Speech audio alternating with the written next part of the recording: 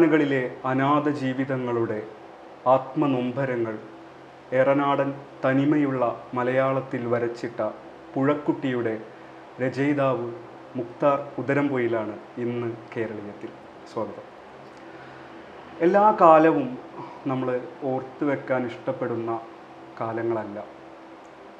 എന്നാൽ വേദനയോടെ അല്ലാതെ തൊടാനാവാത്ത, ഒരിക്കൽ കൂടി അതിജീവിക്കാനാവാത്ത ആ ഓർമ്മകളെ നമുക്ക് പലപ്പോഴും വിസ്മരിക്കാനുമാവില്ല.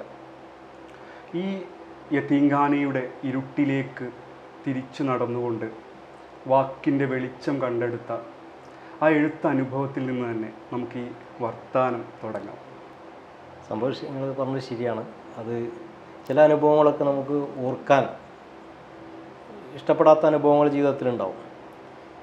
പക്ഷെ എനിക്ക് തോന്നുന്നത് അത്തരം അനുഭവങ്ങളാണ് ചിലപ്പോൾ നമ്മൾ ജീവിക്കാൻ പ്രേരിപ്പിക്കുക, അല്ലെങ്കിൽ നമുക്ക് ജീവിക്കാൻ മുന്നോട്ട് പോകാനുള്ള ഊർജ്ജം തരുന്നത് അത്തരം അനുഭവങ്ങൾ കൂടിയാണ്. തീർച്ചയായും നല്ല അനുഭവങ്ങൾ മാത്രമല്ല, ഇത്തരം സങ്കടങ്ങളും നമ്മുടെ ജീവിതത്തിലുണ്ടായ പ്രതിസന്ധികളും പ്രയാസങ്ങളും അതിനൊക്കെ തരണം ചെയ്ത് മുന്നോട്ട് വരുമ്പോൾ നമുക്കുണ്ടാകുന്നൊരു ഊർജ്ജം, അതൊരു വലിയ വെളിച്ചമാണ്. നമുക്ക് ഭാവി ജീവിതത്തിൽ അത് വലിയൊരു പ്രകാശമായിട്ട് മാറും. പക്ഷെ എന്നാലും ചില അനുഭവങ്ങൾ നമ്മുടെ മനസ്സിനുള്ളിൽ ഒരു വേദനയായിട്ട് അങ്ങനെ ഒരു കല്ലിച്ച് കിടക്കുന്നൊരവസ്ഥ ഉണ്ടാവും. അപ്പം അത്തരം വേദനകളെ നമ്മൾ അത് മറ്റുള്ളവരോട് ഷെയർ ചെയ്തിട്ടോ അല്ലെങ്കിൽ മറ്റുള്ള രീതിയിലൊക്കെയാണ്. അത് ചില ആളുകൾ ഇത് മറ്റുള്ളവരോട് പറഞ്ഞിട്ട് ഷെയർ ചെയ്തിട്ട് അപ്പോൾ നമ്മൾ അതിനേക്കാൾ നമ്മുടെ എഴുത്തുകാരൻ എന്നുള്ള ഒരു ചിത്രം വരക്കുന്ന ആൾ എന്ന നിലക്ക് ആ രീതിയിൽ അതിനെ ആവിഷ്കരിക്കാനാണ് ശ്രമിക്കാറുള്ളത്. അപ്പോൾ നമ്മുടെ മനസ്സിലുള്ള ഇത്തരം സങ്കടങ്ങളായാലും സന്തോഷങ്ങളായാലും ആ രീതിയിൽ ഷെയർ ചെയ്യപ്പെടാൻ ആഗ്രഹിക്കും. പക്ഷേ ഈ യത്തീങ്കാന ജീവിതം എന്ന് പറയുന്നത് 2 വർഷമാണ് ഞാൻ ഒരു ഓർഫനേജിൽ താമസിച്ചിട്ടുള്ളത്. അത് ആ 2 വർഷത്തെ അനുഭവം എന്ന് പറയുന്നത് അവിടെയുള്ള മുഴുവൻ കുട്ടികളുടെ കൂടി അനുഭവമാണ്. കാരണം എൻ്റെ സ്വന്തം അനുഭവം മാത്രമല്ല. കാരണം നമ്മൾ ഒന്നിച്ച് അവിടെ ജീവിക്കുമ്പോൾ ഒരു 100 ചില്ലാനം കുട്ടികൾ കൂടെ ഉണ്ട്. അപ്പോൾ ഇവരായിട്ട് ഇടപഴകി ജീവിക്കുമ്പോൾ അവരുടെ അനുഭവങ്ങൾ കൂടി നമ്മൾ ഇതിൻ്റെ ഒരു യത്തീങ്കാനയിൽ ജീവിക്കുമ്പോഴും എൻ്റെ ഒരു അവസ്ഥ എന്ന് പറയുന്നത്, ഞാൻ കുട്ടികളുമായിട്ട് അടുത്ത് ഇടപഴകിയിരുന്ന, കാരണം ഞാൻ ചിത്രം വരക്കുന്നതുകൊണ്ട് തന്നെ കുട്ടികൾ സ്കൂളിൽ ഡ്രോയിങ് ക്ലാസ് ഉണ്ടാവും. അപ്പോൾ ഡ്രോയിങ്ങിന് ചിത്രം വരച്ചിട്ട് കളർ ചെയ്തിട്ട് കൊണ്ടുപോകാൻ വേണ്ടിയിട്ടുള്ള ഹോംവർക്ക് ഉണ്ടാവും. അപ്പോൾ കൂടുതൽ കുട്ടികൾ എൻ്റെ അടുത്ത് വന്നിട്ടാണ് ചിത്രം വരപ്പിക്കുക. അപ്പോൾ നമ്മൾ ആ ഒരു ബന്ധമുണ്ട്, കുട്ടികളായിട്ട് ആത്മബന്ധം ഉള്ളതുകൊണ്ട് തന്നെ നമ്മളിങ്ങനെ സംസാരിച്ച് അവരുടെ കാര്യങ്ങൾ പറയുക. അപ്പോൾ ഞങ്ങൾ ഈ ഒഴിവ് സമയത്ത് ഞങ്ങൾ ഇങ്ങനെ വട്ടത്തിലിരുന്നിട്ട് കഥ പറയുമ്പോൾ ഇവരുടെ ജീവിതം പറയാം. ഇവരുടെ ജീവിതം പറയുമ്പോൾ നമ്മളെ ജീവിതമൊന്നും ഒന്നുമല്ല നമുക്ക് ഫീൽ ചെയ്യുന്ന സംഗതിയാണ്. അപ്പോൾ അങ്ങനെയാണ് ഈ കുട്ടികളുമായി കൂടുതൽ അടുത്തിടപെടുകയും അവരുടെ സംസാരങ്ങൾ കേൾക്കുകയും ചെയ്തുകൊണ്ടാണ് എനിക്കത് കൂടുതൽ എൻ്റെ വേദനക്കപ്പുറം അവരുടെയൊക്കെ വേദന അതിൽ കിടക്കുന്നുണ്ട്. അപ്പോൾ അങ്ങനെ ഇരിക്കുമ്പോൾ എനിക്ക് ഇത് ഒരു എഴുതണം എന്ന് തോന്നുന്നതും അങ്ങനെ ഞാനൊരു കഥയായിട്ട് എഴുതുന്നതും. അത് ദേശാഭിമാനി വാരികയിലാണ് ആ കഥ വരുന്നത്. അപ്പോൾ ആ കഥ വന്ന ശേഷം പിന്നെ കുറേ ആളുകൾ യത്തീങ്കാന അതേപോലെ തന്നെ ഇങ്ങനെയുള്ള ഹോസ്റ്റൽ ജീവിതം അനുഭവിച്ച പല രീതിയിൽ ഹോസ്റ്റലുകളിൽ ജീവിച്ച ആളുകളൊക്കെ ഇത് വായിച്ചിട്ട് എന്നെ വിളിച്ച ആളുകളുണ്ട്, എനിക്ക് മെസ്സേജ് ചെയ്ത ആളുകളുണ്ട്. അപ്പോൾ അവരൊക്കെ പറഞ്ഞു അവരുടെയൊക്കെ ഒരു അനുഭവം. അപ്പോൾ ഞാൻ ഈ പല ഭാഗത്ത് ഇത്തരം ജീവിതാനുഭവം, പക്ഷെ അവരൊക്കെ പറഞ്ഞു ഇത് തന്നെയാണ് എല്ലാ യത്തീങ്കാനകളും അല്ലെങ്കിൽ എല്ലാ അനാഥാലയങ്ങളിലും എല്ലാ അഗതി മന്ദിരങ്ങളിലൊക്കെ ഉള്ള അവസ്ഥ തന്നെയാണെന്നാണ് എല്ലാവർക്കും പറയാനുള്ളത്. ഇത്തരം അനുഭവങ്ങൾ തന്നെയാണ്. അപ്പോൾ ഇതിൽ ഏറ്റവും പ്രധാനപ്പെട്ട എന്താ വെച്ചാൽ, നമ്മൾ ഇത്തരം സ്ഥാപനങ്ങളിൽ ആളുകൾ അവർക്ക് ഭക്ഷണം കൊടുക്കുക എന്നുള്ളതാണ് ഏറ്റവും പ്രധാനമായിട്ട് കാണുന്നത്. അതിന് വേണ്ടിയിട്ട് ഒരുപാട് ആളുകൾ പുറത്തുനിന്ന് വന്നിട്ട് ഭക്ഷണം സ്പോൺസർ ചെയ്യും. അവർക്ക് സാമ്പത്തികമായിട്ട് ഭക്ഷണം കഴിക്കാനുള്ള സംവിധാനം ഉണ്ടോ. പക്ഷേ അതിനപ്പുറം ഈ കുട്ടികളുടെ ഒരു മാനസികമായിട്ട് അവർ അനുഭവിക്കുന്ന സങ്കടങ്ങൾ, അവരുടെ ഒരു ഒറ്റപ്പെടൽ, ആ വേദന, അത് തിരിച്ചറിയാൻ ഇത്തരം സ്ഥാപനങ്ങളിൽ ഒരു പരിധിവരെ സാധിക്കാറില്ല. അതിൻ്റെ പ്രധാന കാരണം അവിടെ ഇതിൻ്റെ വാർഡന്മാരായിട്ടോ അല്ലെങ്കിൽ അവിടെ ജോലി ചെയ്യുന്ന ആളുകളോ ആ രീതിയിൽ കുട്ടികളെ മനസ്സിലാക്കാൻ ശ്രമിക്കാത്തവരും ആ രീതിയിൽ മനസ്സിലാക്കാത്തവരുമാണെന്നുള്ള എൻ്റെ ഒരു പ്രശ്നം. അപ്പോൾ ഞാൻ നോവലിൽ പറയാൻ ഉദ്ദേശിച്ചത് അവിടെയുള്ള കുട്ടികൾ അനുഭവിക്കുന്ന മാനസികമായിട്ടുള്ള വ്യതകൾ, അവരുടെ മാനസിക സംഘർഷങ്ങൾ, അത് ആ കുട്ടിക്ക് മാത്രം തിരിച്ചറിയാൻ പറ്റുന്ന സംഗതികളാണ്. അവിടെ കൂടെ ജീവിക്കുന്ന കുട്ടികൾക്ക് മാത്രമേ അതറിയുള്ളൂ. ഈ വാർഡന്മാർക്കോ അല്ലെങ്കിൽ അധ്യാപകർക്കോ അത് എത്രത്തോളം തിരിച്ചറിയാൻ പറ്റുമെന്ന് അറിയില്ല. കാരണം അവർ ഈ ഒരു ജീവിതാവസ്ഥയിലൂടെ കടന്നുപോയ ആളുകളല്ല. അപ്പോൾ അവർ ഈ കുട്ടികളെ മനസ്സിലാക്കുന്നതും ആ രീതിയിലല്ല. പിന്നെ എനിക്ക് ഏറ്റവും സങ്കടകരമായി തോന്നിയ ചില കുട്ടികളൊക്കെ അവർക്ക് വീട്ടിൽ ബന്ധുക്കളുണ്ട്. ഇപ്പോൾ ഉപ്പ മരിച്ച ഒരു കുട്ടിക്ക് കുട്ടിയുടെ ഉമ്മ ഉണ്ടാവും, സഹോദരങ്ങളുണ്ടാവും. അപ്പോൾ ഈ യത്തീംഖാനയിൽ എത്തിപ്പെടുന്നതോടുകൂടി ഈ കുട്ടിക്ക് ഉപ്പയെ മാത്രമല്ല ഈ കുട്ടിയുടെ ഉമ്മയെ നഷ്ടപ്പെടുന്നുണ്ട്, സഹോദരങ്ങൾ നഷ്ടപ്പെടുന്നുണ്ട്. സഹോദരി അപ്പുറത്തെ അനാഥാലയത്തിൽ പഠിക്കുന്ന കുട്ടികൾ ഇവിടെ ഇരുന്നിട്ട് ഇവർ രണ്ടാളും അടുത്തടുത്തുണ്ട്, പക്ഷെ ഇവർക്ക് കാണാനോ സംസാരിക്കാനോ അല്ലെങ്കിൽ അവരുടെ സ്നേഹം പ്രകടിപ്പിക്കാനുള്ള അവസരങ്ങളില്ലാതെ പോകുന്നുണ്ട്. അപ്പോൾ അതിൽ ഞാൻ ഇതിലൊരു കഥ ഒരു സ്ഥലത്ത് പറയുന്നുണ്ട്. ഇവർ ഈ പ്രധാനപ്പെട്ട ചില ദിവസങ്ങളിൽ ഭക്ഷണം ബിരിയാണി പോലത്തുള്ള പ്രധാന ഭക്ഷണം ഉണ്ടാകുമ്പോൾ ഈ കുട്ടികൾ ഈ പെൺകുട്ടികളെ എത്തിങ്ങാനെ എന്നുള്ള കുട്ടികൾ ഇങ്ങോട്ട് വരും. എന്നിട്ട് എല്ലാവർക്കും ഒന്നിച്ചാണ് ഭക്ഷണം കഴിക്കുക. അപ്പോൾ ആ സമയത്ത് ഒരു കുട്ടിയെ, ആ കുട്ടിയുടെ ചെറിയ സഹോദരിയെ വാടൻ കാണാതെ വിളിച്ചിരുത്തിയിട്ട് ആ കുട്ടിക്ക് വാരി കൊടുക്കുന്നൊരു സമയമാണ്. അതൊക്കെ അത്രയും തീവ്രമായിട്ടുള്ള സംഗതിയാണ്. അവിടെ ഉണ്ടായിരുന്ന 100 ചില്ലാനും കുട്ടികളുടെയും അനുഭവങ്ങൾ എൻ്റെ അനുഭവമായിരുന്നു എന്ന് പറഞ്ഞല്ലോ. ഈ പുസ്തകം വായിച്ചപ്പോൾ എനിക്കും സമാനമായിട്ടുള്ള ഒരു അനുഭവമാണ് ഉണ്ടായത്. ഇത് എൻ്റെ കൂടെ കഥകളായിട്ടാണ് എനിക്കും തോന്നിയത്. കാരണം ഞാനും അങ്ങനെ ഒരു സാഹചര്യത്തിൽ ഏകദേശം 1 വർഷക്കാലം ജീവിച്ചു വന്നിട്ടുണ്ട്. ഈ ദേശാഭിമാനിയിൽ ഈ കഥ പ്രസിദ്ധീകരിച്ചതിന് ശേഷം ഇത് നോവലായിട്ട് വികസിപ്പിക്കുന്നതിൻ്റെ ഇടയിൽ ഇങ്ങനെ ഒരുപാട് പേരുമായിട്ട് സംസാരിക്കുകയും അവരുടെ അനുഭവങ്ങൾ കേൾക്കുകയൊക്കെ ചെയ്തല്ലോ. ഇങ്ങനെ കേട്ട അനുഭവങ്ങളിൽ സമാനമായിട്ടുള്ള കഥകൾ ഉണ്ടായിരുന്നു? ഉണ്ട്, സമാനമായ കഥകളാണ് കൂടുതലുള്ളത്. എല്ലാവരും ഇതിൻ്റെ കൂടുതലായിട്ടും പറയുന്നത് ഇത് തന്നെയാണ്. എന്താ വെച്ചാൽ ഈ മാനസികമായി അവരനുഭവിക്കുന്ന പ്രശ്നങ്ങൾ, ഈ ഒറ്റപ്പെടൽ, അതേപോലെ അതിൽ ഒരു കഥ ഞാൻ പറയുന്നത്, ഒരു കുട്ടി ഉമ്മയെ കാണാൻ വേണ്ടിയിട്ട് ഒളിച്ചോടി പോകുന്ന സമയത്ത് പിടിച്ചു കൊണ്ടുവരുന്നുണ്ട്. ആ പിടിച്ചു കൊണ്ടുവന്നിട്ട് ആ കുട്ടീനെ അടിക്കുന്ന സമയത്ത് ആ കുട്ടീനോട് ചോദിക്കുന്നുണ്ട് എന്തിനാണ് ഇങ്ങനെ ഉമ്മാനെ കാണാൻ പൂതിയായിട്ടാണെന്ന് പറയുന്നത്. പക്ഷെ ആ സമയത്ത് വാർഡൻ, എല്ലാ സമയവും അടിക്കുന്ന വാർഡന് ആ കുട്ടീനെ അടിക്കണില്ല, അടിക്കാതെ. അപ്പോൾ ആ കുട്ടി, ആ വാർഡന് മാത്രമേ അത് അറിയുള്ളൂ. കാരണം എന്താ വെച്ചാൽ ആ വാർഡൻ മനസ്സിലാക്കിയിട്ടുണ്ട് ആ കുട്ടിയെ ഈ യത്തീംഖാനയിൽ കൊണ്ടുവന്നാക്കുന്നത് ആ കുട്ടിയുടെ ഉമ്മയെ വേറൊരു സ്ഥലത്തേക്ക് കല്യാണം കഴിച്ച് പറഞ്ഞയച്ചതിൻ്റെ അടിസ്ഥാനത്തിലാണ്. അപ്പോൾ ഈ കുട്ടിക്ക് ഇതറിയില്ല. അപ്പോൾ ആ അനുഭവം എന്ന് പറയുന്നത് എന്നോട് വേറൊരു ഓർഫനേജിൽ പഠിച്ചൊരു കുട്ടി എന്നോട് ഷെയർ ചെയ്ത അനുഭവമാണ്. അത് ഞാനിതിലേക്ക് ചേർത്ത്. അതേപോലെ ഒരുപാട് അനുഭവങ്ങൾ, ഇത് സമാന അനുഭവങ്ങൾ പല രീതിയിൽ. അത് യത്തീംഖാനകൾ മാത്രമല്ല, ഇപ്പോൾ സർക്കാർ സംവിധാനത്തിൽ പ്രവർത്തിക്കുന്ന ഇത്തരം മന്ദിരങ്ങളുണ്ട്. ആ മന്ദിരങ്ങളിൽ പഠിച്ച ആളുകൾ, അവിടെ ജീവിച്ച ആളുകൾ വരെ അവിടെ വളരെ സങ്കടകരമായ അനുഭവങ്ങൾ നമ്മളോട് ഷെയർ ചെയ്തിട്ടുണ്ട്. അപ്പോൾ ഇതൊരു യത്തീംഖാന എന്നുള്ളത് മാത്രമല്ല, ഇത്തരം കുട്ടികൾ പഠിക്കുന്ന എല്ലാ സ്ഥലത്തും ഇത്തരം പ്രയാസങ്ങളും കുട്ടികൾ അഭിമുഖീകരിക്കുന്നുണ്ട്. ഇതിൻ്റെ ഏറ്റവും പ്രശ്നം ഇതാണ്, ഈ മുതിർന്ന ഇത് നടത്തിക്കൊണ്ടുപോകുന്ന ആളുകളോ അല്ലെങ്കിൽ ഇതിൻ്റെ വാർഡന്മാരായിട്ടുള്ള ആളുകളോ അധ്യാപകരോ കുട്ടികളെ മനസ്സിലാക്കുന്നത്, കുട്ടികളുടെ മാനസികാവസ്ഥ തിരിച്ചറിഞ്ഞിട്ടില്ല.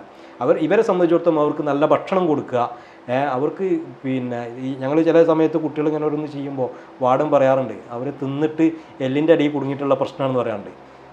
പക്ഷേ ഈ കുട്ടികൾക്ക് അതല്ല ചെയ്യേണ്ടത്. ഞാനതിൽ ശരിക്ക് ഇസ്ലാമിലെ ഈ അനാഥ സംരക്ഷണത്തിൻ്റെ സങ്കല്പം എന്ന് പറഞ്ഞാൽ ഇതല്ല.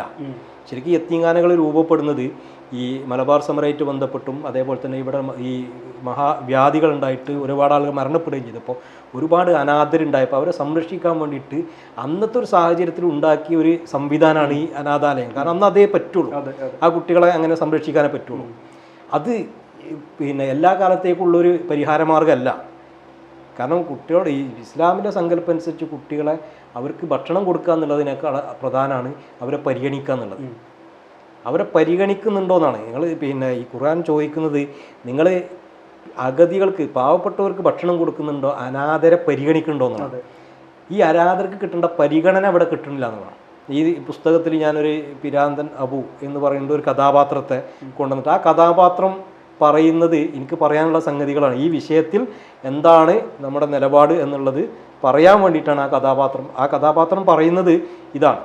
കാരണം കഥാപാത്രം ഈ അനാഥാലയത്തിൻ്റെ ഭാഗമാണ്.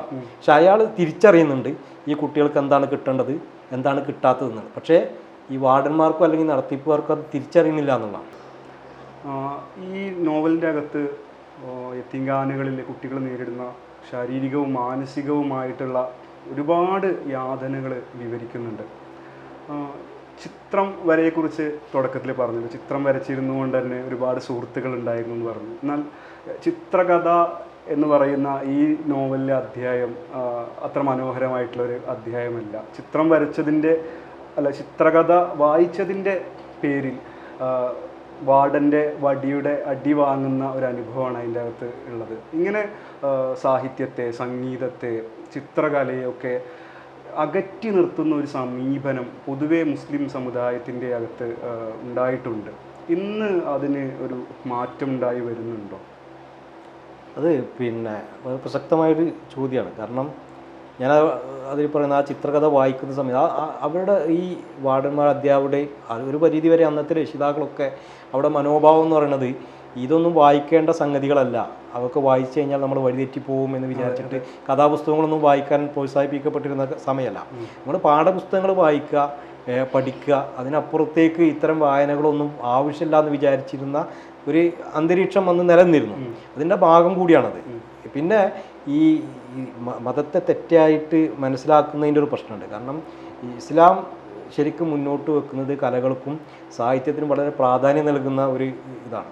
പിന്നെ പ്രവാചകൻ്റെ കാലത്ത് ഒരു പ്രധാനപ്പെട്ട ഒരു സംഭവമാണ്. പ്രവാചക കാലത്ത് പ്രവാചകൻ്റെ അടുത്ത് വരുന്ന കവികൾക്ക് കവിത ആലപിക്കാൻ വേണ്ടി പള്ളിയിൽ പ്രത്യേകം ഒരു പീഠം കൊടുത്തിരുന്നു. എന്ന് വെച്ചാൽ നമ്മൾ പള്ളിയിൽ സാധാരണ പ്രസംഗിക്കാൻ വേണ്ടിയിട്ട് ഒരു പ്രസംഗ പീഠം ഉണ്ടാവും, കുത്തുബ പറയാൻ വേണ്ടി.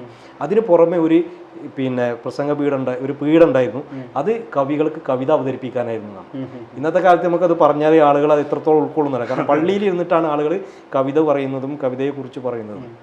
അത്തരം സാഹചര്യം. അതേപോലെ തന്നെ കലയെക്കുറിച്ചും, കലയിലുള്ള ഈ ചിത്രകലയുമായി ബന്ധപ്പെട്ട ഒരു വിഷയം എന്ന് പറയുന്നത് ശരിക്ക് ഇസ്ലാമിലുള്ള ഈ ചിത്രകലയുമായി ബന്ധപ്പെട്ട ഒരു വിലക്ക് എന്ന് പറയുന്നത് അത് ബഹുദൈവ ആരാധനയിലേക്ക് പോകുന്ന രീതിയിലാവരുത്. എന്ന് പറഞ്ഞാൽ ഒരു ചിത്രം വരച്ചു, ആ ചിത്രത്തെ ആരാധിക്കുന്ന അവസ്ഥയിലേക്ക് പോകുക, അത് ദൈവമായിട്ട് മാറുന്ന അവസ്ഥയിലേക്ക് പോകരുത്. അത് ദൈവത്തിന് തുല്യമായിട്ട് സങ്കല്പിക്കുന്ന രീതിയിൽ ചിത്രങ്ങളും ശില്പങ്ങളും നിർമ്മിക്കരുതെന്നാണ്. അല്ലാത്ത രീതിയിൽ നിങ്ങൾക്ക് കലയിൽ ഇടപെടാം. പക്ഷേ ഇതെന്ത് ചെയ്തു, ഇത് മറ്റുള്ള രീതിയിലേക്ക് അത് തന്നെ അങ്ങോട്ട് പോകാൻ തന്നെ പാടില്ല എന്നുള്ള ചിത്രം വര ഹറാമാണ് എന്നുള്ള രീതിയിലൊക്കെ വ്യാഖ്യാനിക്കപ്പെടുന്ന അവസ്ഥ ഉണ്ട്. പക്ഷെ അത് പണ്ഡിതന്മാർക്കിടയിൽ അഭിപ്രായ വ്യത്യാസം. പക്ഷേ ഇത് രണ്ട് സംഗതിയുണ്ട്. ഒന്ന്, ഇതിനെ ഈ രീതിയിൽ മനസ്സിലാക്കിയ ആളുകൾ അതിനപ്പുറത്തേക്ക് കലയെ എങ്ങനെ വികസിപ്പിക്കാം എന്ന് വിചാരിച്ചിട്ട് അത്തരം പരീക്ഷണം നടത്തുകയും ഇസ്ലാമിക രാജ്യങ്ങളിലൊക്കെ അത്തരം കലയുടെ പുതിയ രൂപങ്ങൾ ഉണ്ടാവുകയും ചെയ്തിട്ടുണ്ട്. ഇത് എങ്ങനെ ഗുണകരമായിട്ട് ഈ കലയെ ഉപയോഗപ്പെടുത്താമെന്നുള്ള പരീക്ഷണങ്ങൾ നടന്നിട്ടുണ്ട്. ഇപ്പോൾ നമ്മളിപ്പോൾ പറയുന്നത് വെച്ചാൽ പഴയ കാലത്തെ മുസ്ലിങ്ങളൊക്കെ അപരിഷ്കൃതമായിരുന്നു, അവർക്കൊന്നും ഒരു യാഥാസ്ഥികരായിരുന്നു പറയുന്നത്. പക്ഷേ പഴയ കാലത്ത് കുറച്ച് മുമ്പുള്ള മുസ്ലിങ്ങളുടെ കേരളത്തിൽ തന്നെ പരിശോധിച്ച് കഴിഞ്ഞാൽ ഏറ്റവും കൂടുതൽ കലകളിൽ വ്യാപൃതരായിരുന്ന ആളുകളാണ് ഇവിടുത്തെ മുസ്ലിങ്ങൾ. കാരണം അവർക്ക് സ്വന്തമായിട്ടുള്ള കലകളുണ്ടായിരുന്നു. മാപ്പിളപ്പാട്ട് ഇവിടുത്തെ ആളുകൾ ഉണ്ടാക്കിയെടുത്താണ്. ഇവിടുത്തെ ഒപ്പന, കോൽക്കളി, ദഫ് ഇങ്ങനെയുള്ള കലകളൊക്കെ ഇവിടുത്തെ മനുഷ്യന്മാർ, മുസ്ലിം മാപ്പിളമാരായിട്ടുള്ള ആളുകൾ അവരുടെ മതത്തിനകത്ത് നിന്നുകൊണ്ട് ഉണ്ടാക്കിയതാണ്. പക്ഷേ അതൊന്നും ഇപ്പോൾ അതിൻ്റെ പിന്തുടർച്ചകൾ പിന്നീട് ഉണ്ടായിട്ടില്ല. ഉണ്ടാവാതിരിക്കാൻ കാരണം ഇതാണ്. കാരണം ഇതൊക്കെ തെറ്റായി വ്യാഖ്യാനിക്കപ്പെടും, ഇതൊക്കെ എന്തൊരു പ്രശ്നമായി മാറുകയും ചെയ്യണം. ശരിക്ക് മൊയ്ൻകുട്ടി വൈദ്യരൊക്കെ ഈ എഴുത്ത് നടത്തുന്നത് ഈ മതപ്രബോധനത്തിന്റെ ഭാഗമായിട്ടാണ്. റൂമി അങ്ങനെ തന്നെയാണ്. അതെ, അവരൊക്കെ അങ്ങനെയാണ് ചെയ്യുന്നത്. ഇപ്പോൾ ഈ ഇസ്ലാമിക പണ്ഡിതന്മാരെയൊക്കെ എടുത്ത് പരിശോധിച്ചാൽ അവരൊക്കെ കവികളും കഥാകൃത്തുകളും നോവലിസ്റ്റുകളും ആയിരുന്നു. പക്ഷേ പിന്നെ അതിൻ്റെ പിന്തുടർച്ച ഇല്ലാതെ പോയി എന്നുള്ളതാണ്. ഇല്ലാതെ പോകാൻ ഇതാണ് ഒന്ന്, ഈ കേരളത്തിൽ പ്രത്യേകിച്ച് മുസ്ലിം സംഘടനകളുടെ പ്രധാന വിഷയങ്ങൾ ഇതൊന്നും അല്ല എന്നുള്ളതാണ്. അവർ മറ്റുള്ള ചില വിഷയങ്ങളിലേക്ക് അവർ അവരുടെ ഊർജവും സമ്പത്തും മറ്റു കാര്യങ്ങളും ഉപയോഗപ്പെടുത്തി ഇത്തരം കാര്യങ്ങൾ മാറിക്കുകയും ചെയ്തു. ഇപ്പോൾ പുതിയ തലമുറയിൽ കുറേ ആളുകൾ ഈ രംഗത്തേക്ക് കടന്നു വരുന്നുണ്ട്, അവരിത് മനസ്സിലാക്കുന്നുണ്ട് എന്നുള്ളതൊരു നമുക്കൊരു നല്ലൊരു പ്രതീക്ഷ നൽകുന്നൊരു കാര്യമാണ്. അഭിപ്രായ വ്യത്യാസങ്ങൾക്കൊക്കെ ഇടയിലും കോഴിക്കോട് ഒരു പള്ളിയിൽ താമസിച്ച് മദ്രസയിൽ പഠിപ്പിച്ചിട്ടൊക്കെയാണ് മുക്താർക്ക ചിത്രം വരെ പഠിക്കുന്നത്. ആ ഒരു അനുഭവം എങ്ങനെയാണ് ആ പള്ളിയിൽ എത്തിപ്പെട്ടത്? സ്കൂളിൽ പഠിക്കുമ്പോൾ എൻ്റെ മനസ്സിലുള്ള ആഗ്രഹം ചിത്രരചന പഠിക്കണം എന്നാണ്. പക്ഷേ നമ്മുടെ നാട്ടിൽ ഈ ഒരു ചിത്രകല പഠിപ്പിക്കുന്ന സ്ഥാപനത്തെക്കുറിച്ച് ആർക്കും അറിയില്ല. കാരണം ഞാൻ പീഡിക പഠിച്ചുകൊണ്ടിരിക്കുമ്പോഴാണ് ഞാൻ എന്ത് ചെയ്യണത്, അവിടെ ഒരു വണ്ടൂരിലൊരു കൊമേഴ്സ്യൽ ആർട്ടിസ്റ്റ് ഉണ്ട്. ആളടുത്ത് പോയിട്ട് കൊമേഴ്സ്യൽ ആർട്സ് അവരുടെ കൂടെ ജോലിയാണ്, ബോർഡ് എഴുതാനും ചിത്രം. അപ്പോൾ അയാൾ നന്നായിട്ട് പോർട്രേറ്റ് ചെയ്യുന്ന ആൾ. പോർട്രേറ്റ് ഈ അന്നൊക്കെ ഈ ഫ്ലക്സും ഇതൊന്നും ഇല്ലാത്ത കാലത്ത് ഈ വലിയ ചുമരിൽ ഈ ആളുകളുടെ ഫിഗർ വരച്ചിട്ടാണ് പരസ്യം ചെയ്തത്. അപ്പോൾ ഈ ഫിഗർ ഞാൻ ബസ്സിലൊക്കെ പോകുമ്പോൾ ഇയാൾ വരച്ച ഫിഗറുകൾ കണ്ടിട്ട് ഇതേപോലെ വരക്കാൻ പറ്റണം എന്നുള്ള നമ്മൾ ആഗ്രഹം. അങ്ങനെയാണ് ഞാൻ അയാളടുത്ത് പോണേ. അങ്ങനെ അയാളടുത്ത് പോയിട്ട് ഞാൻ ഈ ഫിഗറുകൾ വരക്കാൻ പഠിക്കുകയാണ്. അത് പഠിച്ച് അവിടെ നിൽക്കുമ്പോഴാണ് ഇദ്ദേഹം ഫൈൻ ആർട്സ് കോളേജിൽ പഠിച്ച ആളാണ്. അപ്പോൾ അങ്ങനെയാണ് ഇങ്ങനെ കോളേജുകളുണ്ടെന്നും ഇങ്ങനെ കോഴിക്കോട് ഇങ്ങനെ പഠിക്കാനൊരു സംവിധാനം ഉണ്ടെന്ന് മനസ്സിലായി. അങ്ങനെ കോഴിക്കോട് ഞാൻ യൂണിവേഴ്സൽ ആർട്സ് എന്ന് പറഞ്ഞ സ്ഥാപനത്തിൽ ഡിപ്ലോമ കോഴ്സിന് ചേരുകയാണ്. അപ്പോൾ ചേരുമ്പോൾ എനിക്ക് ഇവിടെ വന്നിട്ട് താമസിക്കാൻ സംവിധാനം, എൻ്റെ വീട്ടിനെ സംബന്ധിച്ചിടത്തോളം നമുക്ക് ഇവിടെ ഒരു ഹോസ്റ്റലിൽ നിൽക്കാനോ അല്ലെങ്കിൽ അതിനുള്ള സാമ്പത്തിക അവസ്ഥ ഇല്ലാത്തതുകൊണ്ട് ഇവിടെ അടുത്ത് മദ്രസയിൽ അധ്യാപകനായിരുന്ന ഒരാളിൻ്റെ നാട്ടുകാരുണ്ട്.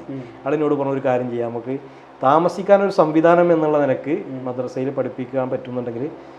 അപ്പോൾ ഞാൻ വന്ന് സംസാരിച്ചു. അപ്പോൾ എന്നോട് അവിടുത്തെ മാനേജർ പറഞ്ഞത് 2 മാസം ഒരു നമുക്ക് ഒന്ന് നോക്കാം, ഓക്കെ ആണെങ്കിൽ നമുക്ക് എന്ത് ചെയ്യാം, മദ്രസയിൽ പഠിപ്പിക്കാനുള്ള സംവിധാനം ഉണ്ടാക്കാം, അല്ലെങ്കിൽ താമസിക്കാനുള്ള സൗകര്യം ഉണ്ടാക്കി തരാം. അപ്പോൾ ഞാൻ 2 മാസം കൊണ്ട് തന്നെ എനിക്കിതിൻ്റെ കാര്യങ്ങൾ മനസ്സിലായി. അങ്ങനെ ഞാൻ അവിടെ അധ്യാപകനായിട്ട് ചേരുകയും അവിടെ നിന്നുകൊണ്ടാണ് ഞാൻ ചിത്രകല പഠിക്കാൻ വേണ്ടി പോകുന്നത്. അപ്പോൾ ഈ ചിത്രകല പഠിക്കാൻ വേണ്ടി പോകുമ്പോഴും ചില ആളുകൾ എന്നോട് ചോദിച്ചിട്ടുണ്ട് ഈ ഒരു വിഷയം. അപ്പോൾ ഞാനിതിൻ്റെ ഇങ്ങനെയാണ് എന്ന് പറയുമ്പോൾ അവർക്കത് മനസ്സിലാക്കാൻ പറ്റുന്നുണ്ട്. ഞങ്ങൾ ഈ വിഷയം ചർച്ച ചെയ്യാത്തതിൻ്റെ പ്രശ്നമാണെന്ന് ഞാൻ പറഞ്ഞത്. ഞാൻ അതിന് ശേഷം മദ്രസയിൽ കുട്ടികൾക്ക് ചിത്രകല ക്ലാസ് നടത്തിയിട്ടുണ്ട്. ഇവിടെ കോഴിക്കോട് കുറ്റിച്ചിറയിലെ മദ്രസയിലും അതേപോലെ തന്നെ കണ്ണഞ്ചേരിയിലൊരു മദ്രസയിലും ഞാൻ ഒഴിവ് ദിവസങ്ങളിൽ ക്ലാസ് നടത്തിയിട്ടുണ്ട്. ഏറനാടൻ മലയാളത്തിലാണ് ഈ നോവൽ എഴുതപ്പെട്ടിട്ടുള്ളത്. ചില വാക്കുകളും പ്രയോഗങ്ങളും ഒക്കെ ഈ ഏറനാടൻ ഭാഷയുടേതാണ്. എന്നാൽ ഇന്നും മലയാളത്തിലെ മുഖ്യധാര വായനക്കാർക്ക് ഈ വാക്കുകളും പ്രയോഗങ്ങളുമൊക്കെ ഏറെക്കുറെ അപരിചിതം തന്നെ ആയിരിക്കണം. ആദ്യത്തെ വിഷയം എന്ന് വെച്ചാൽ ഇപ്പോൾ മലപ്പുറത്തിൻ്റെ ഒരു ഭാഗമാണ് വള്ളുവനാട്. വള്ളുവനാടൻ ഭാഷ മലയാള സാഹിത്യത്തിൽ വളരെ ശക്തമായിട്ട് പ്രയോഗിച്ചിട്ടുണ്ട്. കാരണം അതിനൊരു ആഢ്യത്വ സ്വഭാവം ഉണ്ട് ആ ഭാഷയ്ക്ക്. അതുകൊണ്ട് തന്നെ അത് ആ രീതിയിൽ അത് സ്വീകരിക്കപ്പെട്ടു.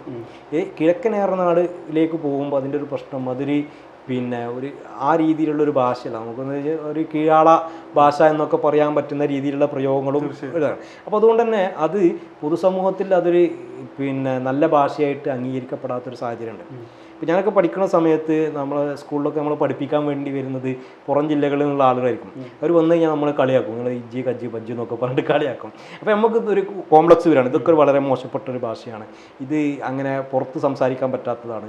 എന്നിട്ട് ഈ അധ്യാപകർ നമ്മളെ നല്ല ഭാഷ പഠിപ്പിച്ചിട്ടുണ്ട്. ഇത് നമ്മൾ വീട്ടിൽ പോയിട്ട് ഉമ്മാനോടൊക്കെ ഈ ഭാഷ സംസാരിക്കും. ഉമ്മാക്ക് ഇത് മനസ്സിലാവില്ലല്ലോ.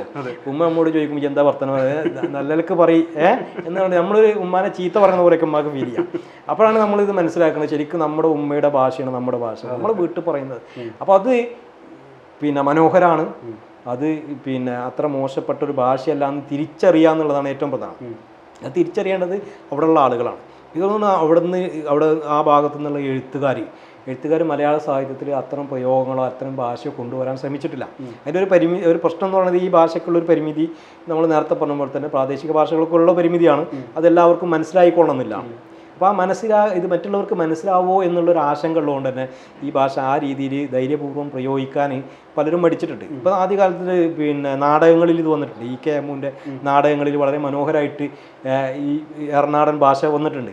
അതേപോലെ തന്നെ KT മുഹമ്മദിൻ്റെ നാടകത്തിൽ വന്നിട്ടുണ്ട്. അതേപോലെ മാപ്പിളപ്പാട്ടിൽ വന്നിട്ടുണ്ട്. മാപ്പിളപ്പാട്ടിൽ ഹൈദർ, നമ്മളെ പുലിക്കോട്ടിൽ ഹൈദറിൻ്റെ മാപ്പിളപ്പാട്ടിൽ വളരെ മനോഹരമായിട്ട് വന്നിട്ടുണ്ട്. കിഴക്കൻ ഏറനാടിൻ്റെ ഭാഷ, അതിൻ്റെ കാവ്യ സ്വഭാവം, അതിൻ്റെ ഭംഗി വളരെ കൃത്യമായിട്ട് പുലിക്കോട്ടിലിൻ്റെ മാപ്പിളപ്പാട്ടിലുണ്ട്. അപ്പോൾ അങ്ങനെ ചില നീക്കങ്ങൾ ഉണ്ടായിട്ടുണ്ട്. പക്ഷേ അതിന് തുടർച്ചകൾ ഉണ്ടായിട്ടില്ല. തുടർച്ചകൾ ഉണ്ടാതിരിക്കാൻ കാരണം ഇതൊക്കെ തന്നെയാണ്. കാരണം നമ്മൾ എഴുതുന്നത് അന്ന് മാപ്പിളപ്പാട്ട് എഴുതുന്നത് അവിടുത്തെ ആൾക്കാർക്ക് വേണ്ടിയിട്ടാണ്. കാരണം അവർക്ക് പാടാനും അവർക്ക് അവരുടെ ജീവിതവുമായി ഇടപഴകുന്ന സാഹചര്യങ്ങൾ ഉപയോഗപ്പെടുത്താനും വേണ്ടിയിട്ടാണ് ആ മാപ്പിളപ്പാട്ട്. ഇപ്പോൾ അന്നത്തെ നാടകങ്ങൾ എന്ന് പറഞ്ഞാൽ കിഴക്കൻ ഏറനാട്ടിൽ കളിക്കാനുള്ള നാടകമാണ്, അവിടുത്തെ ആളുകൾക്കുള്ളതാണ്. അപ്പോൾ അതുകൊണ്ട് അത് മറ്റുള്ളവർക്ക് മനസ്സിലാവും എന്നുള്ളൊരു പേടിയോ ബേജാറോ ആർക്കില്ല. പക്ഷെ ഇപ്പം നമ്മൾ എഴുതുന്നത് വെച്ചാൽ നമ്മൾക്ക് ഏറനാടുള്ള മനുഷ്യന്മാർക്ക് വേണ്ടി മാത്രമല്ല, നമ്മൾ പുറത്തുള്ള ആളുകൾ കൂടി ഇത് വായിക്കപ്പെടണം. അപ്പോൾ അവർക്കത് മനസ്സിലാവും എന്നുള്ളൊരു ആശങ്ക വന്നതുകൊണ്ടായിരിക്കും എഴുത്തുകാർ അതിൽ നിന്ന് വിട്ടത്. ഇപ്പോൾ അടുത്ത കാലത്താണ് ഈ ഏറനാടൻ ഭാഷ കുറച്ചും കൂടി ശക്തമായിട്ട് മലയാള സാഹിത്യത്തിൽ പ്രയോഗിച്ചു തുടങ്ങിയത്.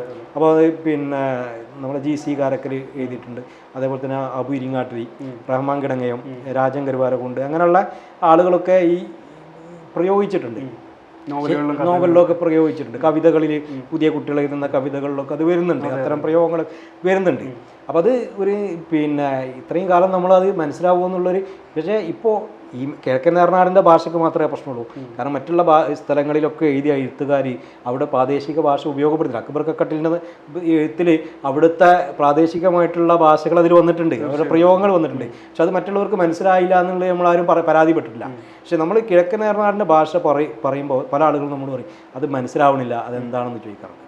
പക്ഷേ ചില ഈ കിഴക്കൻ ഏറനാടിൻ്റെ ഭാഷയുടെ ഒരു പ്രത്യേകത എന്നുള്ളത് അത് എന്താ പറഞ്ഞാൽ അത് കുറച്ചും കൂടി ധ്വനിയാണ്.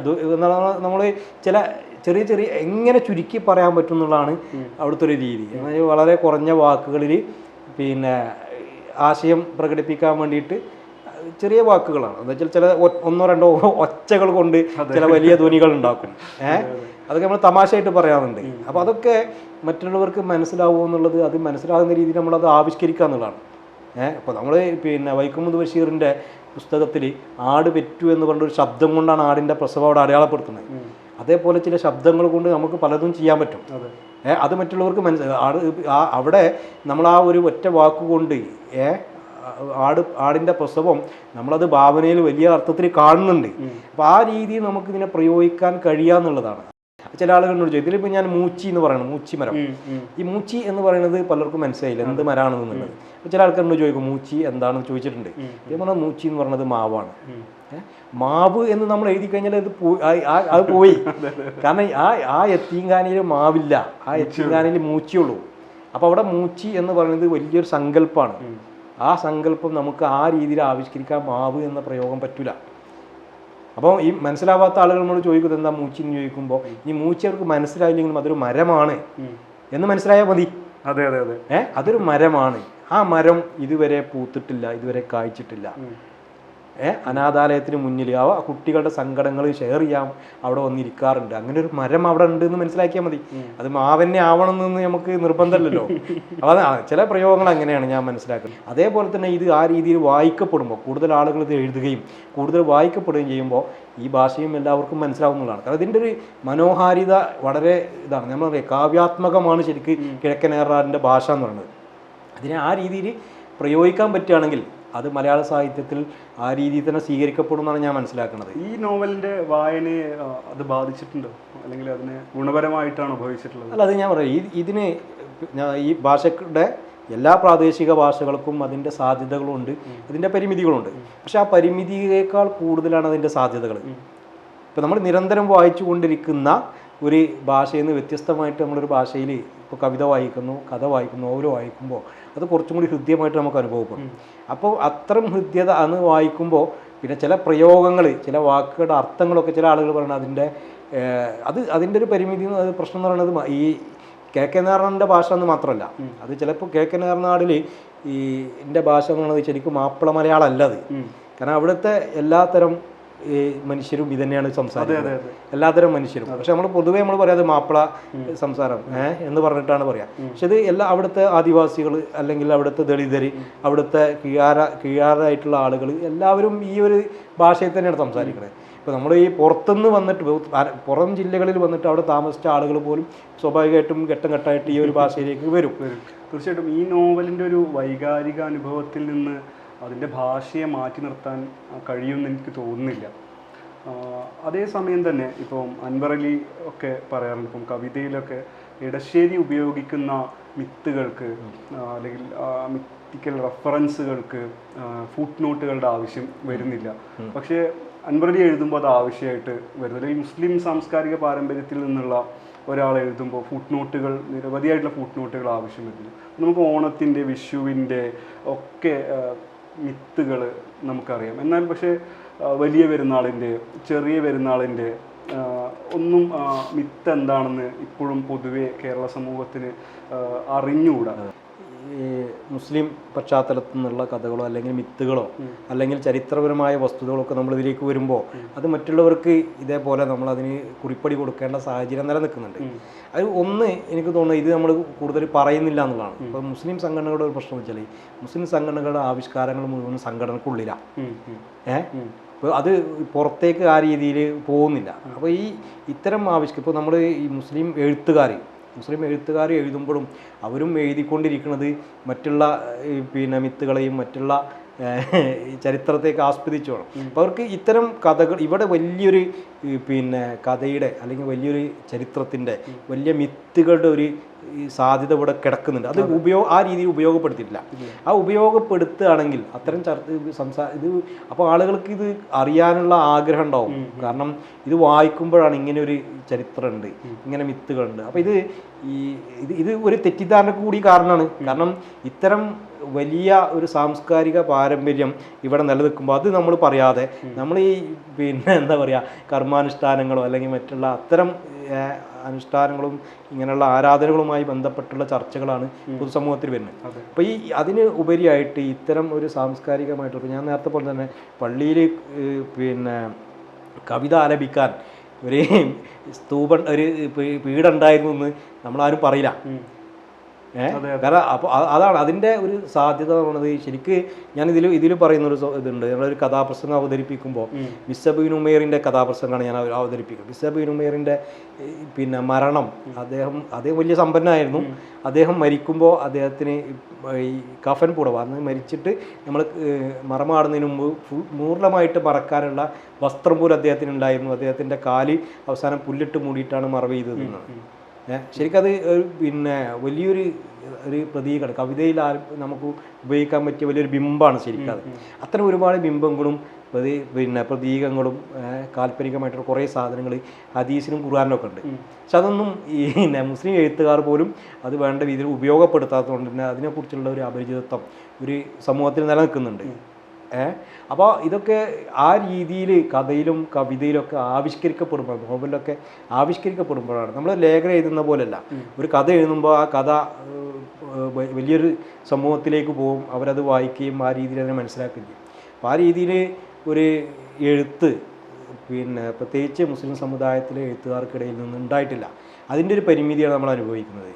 അപ്പോൾ അതുകൊണ്ടാണ്. അല്ലെങ്കിൽ ഈ പിന്നെ മറ്റുള്ള ഇപ്പോൾ പുരാണങ്ങൾ എല്ലാവർക്കും സുപരിചിതമായതിൻ്റെ പ്രധാന കാരണം എല്ലാവരും പിന്നെ പുരാണങ്ങൾ വായിച്ചിട്ടൊന്നുമല്ല.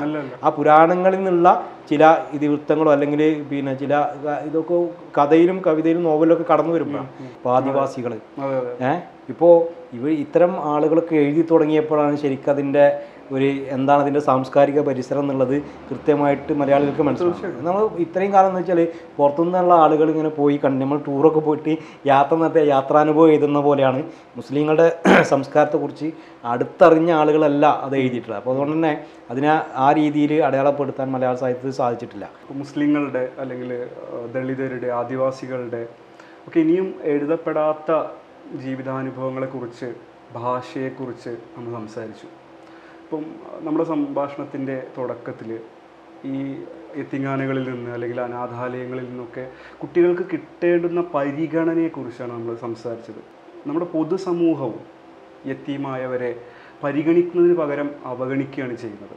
അപ്പോൾ 10 റുപ്യ എന്ന പേരിലുള്ള അധ്യായം അതിനൊരു ഉദാഹരണമാണ്. ക്ലാസ്സിൽ നിന്ന് കാണാതെ പോകുന്ന ഒരു 10 റുപ്യയുടെ പേരിൽ ആദ്യം സംശയിക്കപ്പെടുന്നതും തെളിവൊന്നുമില്ലാതെ ശിക്ഷിക്കപ്പെടുന്നതും ആ യത്തീംഖാനയിൽ നിന്നുള്ള കുട്ടിയാണ്. ഇപ്പോൾ മതത്തിൻ്റെ, നിറത്തിൻ്റെ, ജാതിയുടെ ഒക്കെ പേരിൽ ഇങ്ങനെ സംശയിക്കുന്ന ഒരു പൊതുമനോഭാവം മലയാളിക്ക് ഉണ്ട്. അതായത് പിന്നെ ഇപ്പോൾ നമ്മുടെ അനുഭവമാണ്, ഇപ്പോഴും നമ്മളത് അനുഭവിച്ചുകൊണ്ടിരിക്കുന്നത് പല രീതിയിൽ. അങ്ങനെ യത്തീംഖാനയിൽ പഠിക്കുന്ന കുട്ടികൾ എന്ന് പറഞ്ഞാൽ സ്വാഭാവികമായിട്ടും ഞങ്ങൾ പഠിച്ചുകൊണ്ടിരിക്കുന്ന സമയത്ത് നമ്മൾ പുറത്തേക്ക് പോകുമ്പോൾ കുട്ടികൾ വരിയായിട്ട് പോവുക. എല്ലാവരും ഒരേ യൂണിഫോമിൽ വരിയായിട്ട് ഇങ്ങനെ പോകും.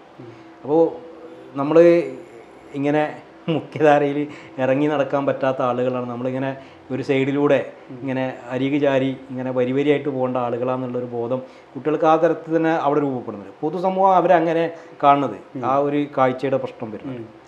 ശരിക്ക് അത് തന്നെയാണ് ഇപ്പോൾ ഈ ഇതിൽ പറയുന്നത് പോലെ ഞാനിത് എഴുതിയതിൻ്റെ അടിസ്ഥാനം വായിച്ച ഒരുപാട് അധ്യാപകർ, ചില അധ്യാപകർ ഈ യത്തീംഖാനയിൽ നിന്ന് പഠിക്കുന്ന കുട്ടികൾ പഠിക്കാൻ വരുന്ന സ്ഥാപനത്തിലുള്ള അധ്യാപകർ ഇത്തരം അനുഭവങ്ങൾ ഷെയർ ചെയ്തിട്ടുണ്ട്. അവർ ചില ആളുകൾക്ക് ഇത് വായിച്ചിട്ട് അത്ര അനുഭവങ്ങൾ ഫേസ്ബുക്കിൽ എഴുതിയിട്ടുണ്ട്. അപ്പോൾ ഇത് ഒരു മനോഭാവത്തിൻ്റെ പ്രശ്നമാണ്. എന്നുവെച്ചാൽ യത്തീംഖാനയിൽ പഠിക്കുന്ന കുട്ടികൾ അവർ ഇതേപോലെ ക്രിമിനലുകളാണ്. ഇപ്പോൾ നമ്മൾ ഈ ആദ്യകാലത്തൊക്കെ സിനിമകൾ പരിശോധിച്ചാൽ അതിലൊക്കെ ഈ വില്ലന്മാരായിട്ട് വരുന്ന ആളുകൾക്കൊക്കെ ഇവിടെ ഒരു പിന്നെ ബാക്ക് സ്റ്റോറി കാണിക്കുമ്പോൾ അവരേതെങ്കിലും അനാഥാലയത്തിൽ പഠിച്ച ആളുകളോ അങ്ങനെയൊക്കെ ആയിരിക്കും. അത് ആ ഒരു അങ്ങനെ പഠിച്ച് അതൊക്കെ ഇതിൻ്റെ ഒരു പൊതുബോധത്തിൻ്റെ ഭാഗമാണ്. കാരണം അങ്ങനെയുള്ള ആളുകൾ സ്വാഭാവികമായിട്ടും ക്രിമിനലുകളായിട്ട് മാറും. അവർ പിന്നെ അത് ഈ ജാതി ഉള്ളിൽ നമ്മുടെ ഉള്ളിലുള്ള അത്തരം ഒരു ജാതി ഇതിൻ്റെ ഒരു പ്രശ്നം കൂടിയാണ് തോന്നുന്നത്. യത്തീംഖാനയിൽ പഠിച്ചൊരു കുട്ടി സ്വാഭാവികമായിട്ടും ഒരു ക്ലാസ് റൂമിൽ പൈസ കളവ് പോയിട്ടുണ്ടെങ്കിൽ അത് ആ കുട്ടി എടുത്തതായിരിക്കണം. പക്ഷെ ഇതിന് ഞാൻ പറഞ്ഞ ആ കുട്ടി അല്ല എന്നത് തെളിയിക്കപ്പെട്ടിട്ടും ആ കുട്ടി ശിക്ഷിക്കപ്പെടുന്നുണ്ട്. കാരണം അവിടെ ആ 10 രൂപ മോഷ്ടിക്കുന്നത് ഒരു ടീച്ചറുടെ കുട്ടിയാണ്. പക്ഷെ ആ കുട്ടി ആണ് തെറ്റ് ചെയ്തതെന്ന് നമ്മൾ മനസ്സിലാക്കുമ്പോഴും ആ തെറ്റ് ആ കുട്ടി ആ യത്തീംഖാനയിൽ പഠിക്കുന്ന ആ കുട്ടിയുടെ പേരിൽ ആരോപിച്ചിട്ട് ആ കുട്ടിയാണ് ശിക്ഷിക്കുന്നത്. മറ്റേ കുട്ടിക്ക് അതിന് ശിക്ഷ കിട്ടുന്നില്ല. അതെന്ന് വെച്ചാൽ അതാണ് ഇപ്പോൾ നമ്മൾ അങ്ങനെയാണ് ചെയ്യുന്നത്. നമ്മളൊരു ഒരു കുറ്റകൃത്യം നടന്നാൽ ആ കുറ്റകൃത്യം ഇത്തരം ആളുകളിൽ ആരോപിക്കപ്പെടുകയും അത് അവരല്ല എന്ന് പറഞ്ഞാൽ തന്നെ അത് അവരെ പേര് അടിച്ചേൽപ്പിക്കുകയും അവരതിൻ്റെ പാപഭാരം ഏറ്റെടുക്കുകയും ചെയ്യേണ്ട ഒരു സാഹചര്യം ഇന്നത്തെ ഇന്ത്യൻ സാഹചര്യത്തിലുണ്ട്. അതുകൊണ്ട് തന്നെയാണ് ഇത്തരം ആഖ്യാനങ്ങൾ വളരെ പ്രസക്തമാവുന്നത്. അതോടൊപ്പം തന്നെ മാനസികമായിട്ട് യത്തീംഖാനയിലെ കുട്ടികൾ അനുഭവിക്കുന്ന ഒരുപാട് വ്യഥകൾ ഈ നോവലിലുണ്ട്. അതോടൊപ്പം ശാരീരികമായിട്ടും അവർ നേരിടേണ്ടി വരുന്ന അക്രമങ്ങളെക്കുറിച്ചും ഈ നോവൽ സംസാരിക്കുന്നുണ്ട്. അത് അവരുടെ സമപ്രായക്കാരായിട്ടുള്ള കുട്ടികളിൽ നിന്നും നേരിടുന്ന ലൈംഗികമായിട്ടുള്ള അതിക്രമങ്ങളുണ്ട്. ഈ മുതിർന്ന വാർഡന്മാരായിട്ടുള്ള ആളുകളിൽ നിന്നും നേരിടേണ്ടി വരുന്ന അതിക്രമങ്ങളുണ്ട്. നമ്മൾ പലപ്പോഴും കേരളത്തിൻ്റെ ഒരു പൊതുസമൂഹത്തിൻ്റെ അകത്ത് ഇസ്ലാമോഫോബിയ വളർത്താൻ ഒക്കെ ഫലപ്രദമായിട്ട് ഉപയോഗിക്കുന്ന ഒരു ടൂളാണ് ഇത് എങ്കിൽ പോലും ഇത്തരം സ്ഥാപനങ്ങളിലൊക്കെ പഠിച്ചിട്ടുള്ളവർക്ക് തീർച്ചയായിട്ടും അഭിമുഖീകരിക്കേണ്ടി വന്നിട്ടുള്ള ഒരു പ്രശ്നം തന്നെയാണ് ഇത്. അപ്പം ഇസ്ലാമിൻ്റെ അകത്ത് ഉള്ള ലൈംഗികതയ്ക്ക് മേലെയുള്ള വിലക്കുകൾ അല്ലെങ്കിൽ അത്തരം സങ്കല്പങ്ങൾ ഇത്തരം അതിക്രമങ്ങളിലേക്ക് വഴിമാറുന്നതിന് കാരണമാകുന്നുണ്ടോ? ഇത് കുട്ടികൾ ഇത്തരം സ്ഥാപനങ്ങളിൽ യത്തീംഖാനകൾ മാത്രമല്ല കുട്ടികൾ ഇങ്ങനെ ജീവിക്കേണ്ടി വരുന്ന എല്ലാ സംവിധാനങ്ങളിലും ഇത്തരം മാനസികവും ശാരീരികവുമായിട്ടുള്ള പീഡനങ്ങൾ ഏൽക്കേണ്ടി വരുന്നുണ്ട്. അതെനിക്ക് തോന്നുന്നത് ഒന്ന് അധികാരവുമായി ബന്ധപ്പെട്ടൊരു വിഷയമാണ്. എന്ന് വെച്ചാൽ കുട്ടികളുടെ മേലിൽ മുതിർന്ന കുട്ടികൾക്ക് അല്ലെങ്കിൽ അധ്യാപകർക്ക് ഒരു അധികാരം ഉണ്ട് എന്നുള്ളൊരു ബോധം ഉണ്ടാകുമ്പോൾ ആ കുട്ടികളെ ഏതൊക്കെ രീതിയിൽ അടിച്ചമർത്താം അല്ലെങ്കിൽ ഏതൊക്കെ രീതിയിൽ മർദ്ദിക്കാം, ഏതൊക്കെ രീതിയിൽ അത് ലോകാരംഭം മുതലുള്ള ഒരു സംഗതിയാണ്. എന്ന് വെച്ചാൽ അധികാരമുള്ള ആളുകൾ ഇപ്പോൾ പുരുഷന്മാർ സ്ത്രീകളുടെ മേൽ അധികാരമുള്ള സ്ത്രീകളുടെ മേൽ ചെയ്യും. ഇപ്പോൾ ഉയർന്ന ജാതിയുള്ള ആളുകൾ താഴ്ന്ന ജാതിയുള്ള ആളുകളെ, അതേ അധികാരമുള്ള ആളുകൾ അധികാരമില്ലാത്ത ആളുകളെ ആ രീതിയിൽ അതിൻ്റെ നമ്മൾ ചരിത്രം പരിശോധിച്ച് കഴിഞ്ഞാൽ അത് തുടർച്ചയായിട്ട് നടന്നുകൊണ്ടിരിക്കുന്നത്. അതിൻ്റെ ഒരു ഭാഗം തന്നെയാണ് ശരിക്കും എനിക്ക് തോന്നുന്നത് ഇത്തരം സ്ഥാപനങ്ങളിലും. കാരണം അധ്യാപകർക്ക് കുട്ടികളെ ഇങ്ങനെയൊക്കെ ഉപയോഗിക്കാനുള്ള ഒരു അധികാരമുണ്ടെന്നായി മനസ്സിലാക്കുന്ന അധ്യാപകർ അല്ലെങ്കിൽ ആ രീതിയിൽ ഉൾക്കൊള്ളുന്ന മുതിർന്ന കുട്ടികളൊക്കെ എനിക്ക് തോന്നുന്നത് അവിടെ പഠിക്കുന്ന സമയത്ത് ഇതൊരു കുറ്റകൃത്യമാണെന്നോ അല്ലെങ്കിൽ ഇത് ആ രീതിയിൽ ചർച്ച ചെയ്യേണ്ട വിഷയമാണെന്നോ ആ കുട്ടികൾക്കും അത് ചെയ്യുന്ന ആൾക്കും ഉണ്ടെന്ന് എനിക്ക് തോന്നുന്നില്ല. കാരണം ഇത്തരം വിഷയങ്ങൾ ഉണ്ടാകുമ്പോൾ അവിടെ ആ രീതിയിൽ അതിനെ അഡ്രസ്സ് ചെയ്യേ അല്ലെങ്കിൽ അതിനെ ആ രീതിയിൽ ചർച്ച ചെയ്യേ അത് കുട്ടികൾ എനിക്ക് തോന്നുന്നത് ഇത് ഇങ്ങനെയുള്ള വിഷയങ്ങൾ ശാരീരിക പീഡനം എന്നതിനപ്പുറം ആ കുട്ടികൾക്ക് മാനസികമായി ഉണ്ടാക്കുന്ന ഒരു ആഘാതം, തീർച്ചയായിട്ടും ആ ആഘാതം ആണ് ശരിക്കും നമ്മളതിനെ മനസ്സിലാക്കേണ്ടത് തോന്നുന്നത്. ഇപ്പോൾ ഞാനിതിൽ പറയുന്നത് ഞാൻ അവിടെ ഒരു കുട്ടി ആത്മഹത്യ ചെയ്യാൻ വേണ്ടി തീരുമാനിക്കുന്നത്, ആ ആത്മഹത്യ ചെയ്യാൻ വേണ്ടി തീരുമാനിക്കുന്നത് ആ കുട്ടിയുടെ പേരിൽ ഇത്തരം ഒരു ആരോപണം വാർഡൻ തന്നെ പറയുമ്പോഴാണ്. അപ്പോൾ അതിൻ്റെ ഒരു മാനസികമായിട്ട് ആ കുട്ടി അനുഭവിക്കുന്ന സംഘർഷം എന്താണെന്നുള്ളത്. അപ്പോൾ ഇത്തരം അത് ശാരീരിക പീഡനം എന്നതിനേക്കാൾ ആ കുട്ടിക്കുണ്ടാകുന്ന മാനസിക ആ കുട്ടിയുടെ ഭാവി ജീവിതത്തെ തന്നെ ചിലപ്പോൾ ആ ഒരു സംഭവം വളരെ രീതിയിൽ സ്വാധീനിക്കാൻ സാധ്യതയുള്ള സംഗതിയാണ്. അപ്പോൾ ഇത്തരം കുട്ടികൾക്ക് കൗൺസിലിംഗ് കൊടുക്കാനും അല്ലെങ്കിൽ ഇത്തരം അധ്യാപകർക്ക് അല്ലെങ്കിൽ വാർഡന്മാർക്ക് ഒരു ട്രെയിനിങ് കൊടുത്തിട്ട് എങ്ങനെയാണ് കുട്ടികളോട് ശാസ്ത്രീയമായി മനഃശാസ്ത്രപരമായി ഇടപഴകേണ്ടത് എന്നുള്ളതിനെക്കുറിച്ചൊക്കെ ഉള്ളൊരു ബോധ്യമില്ലാത്തതിൻ്റെ പ്രശ്നങ്ങൾ കൂടി അതിലുണ്ട്.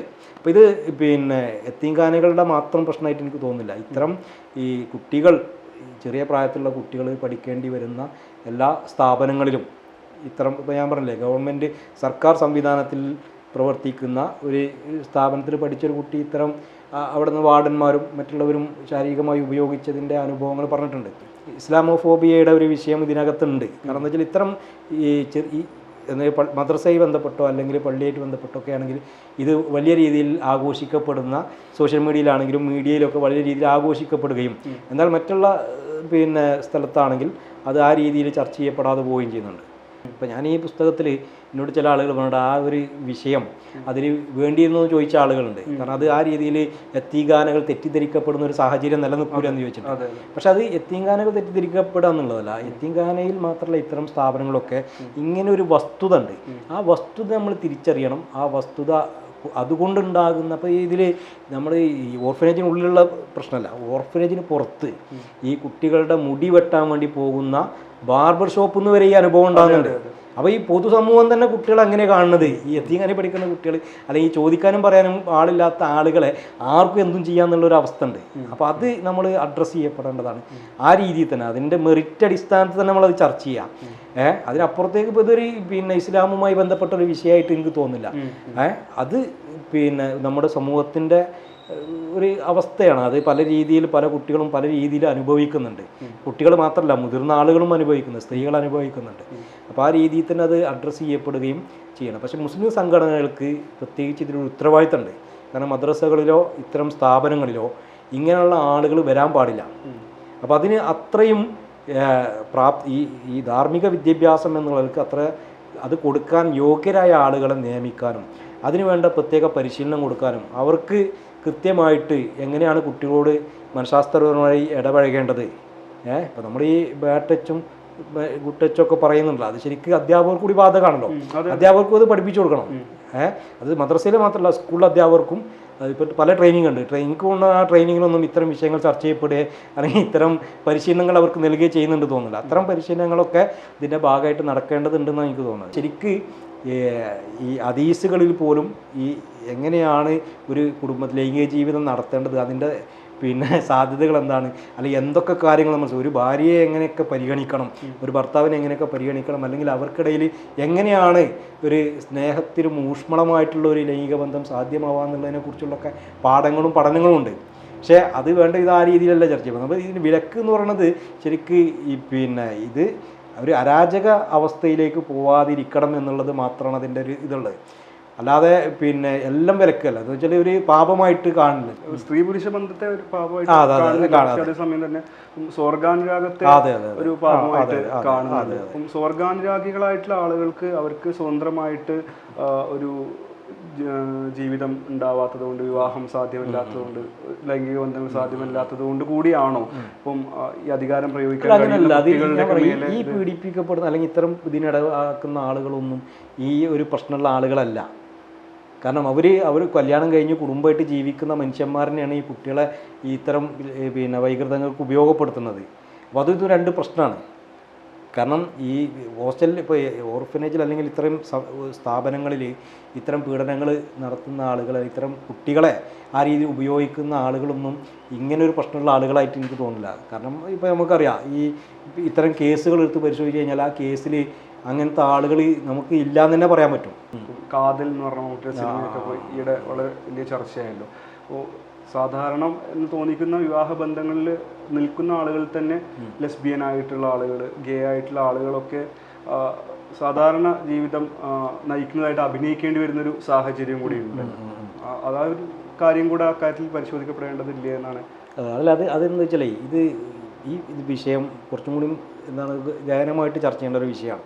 കാരണം അതിൽ പല അടരുകളുണ്ട്.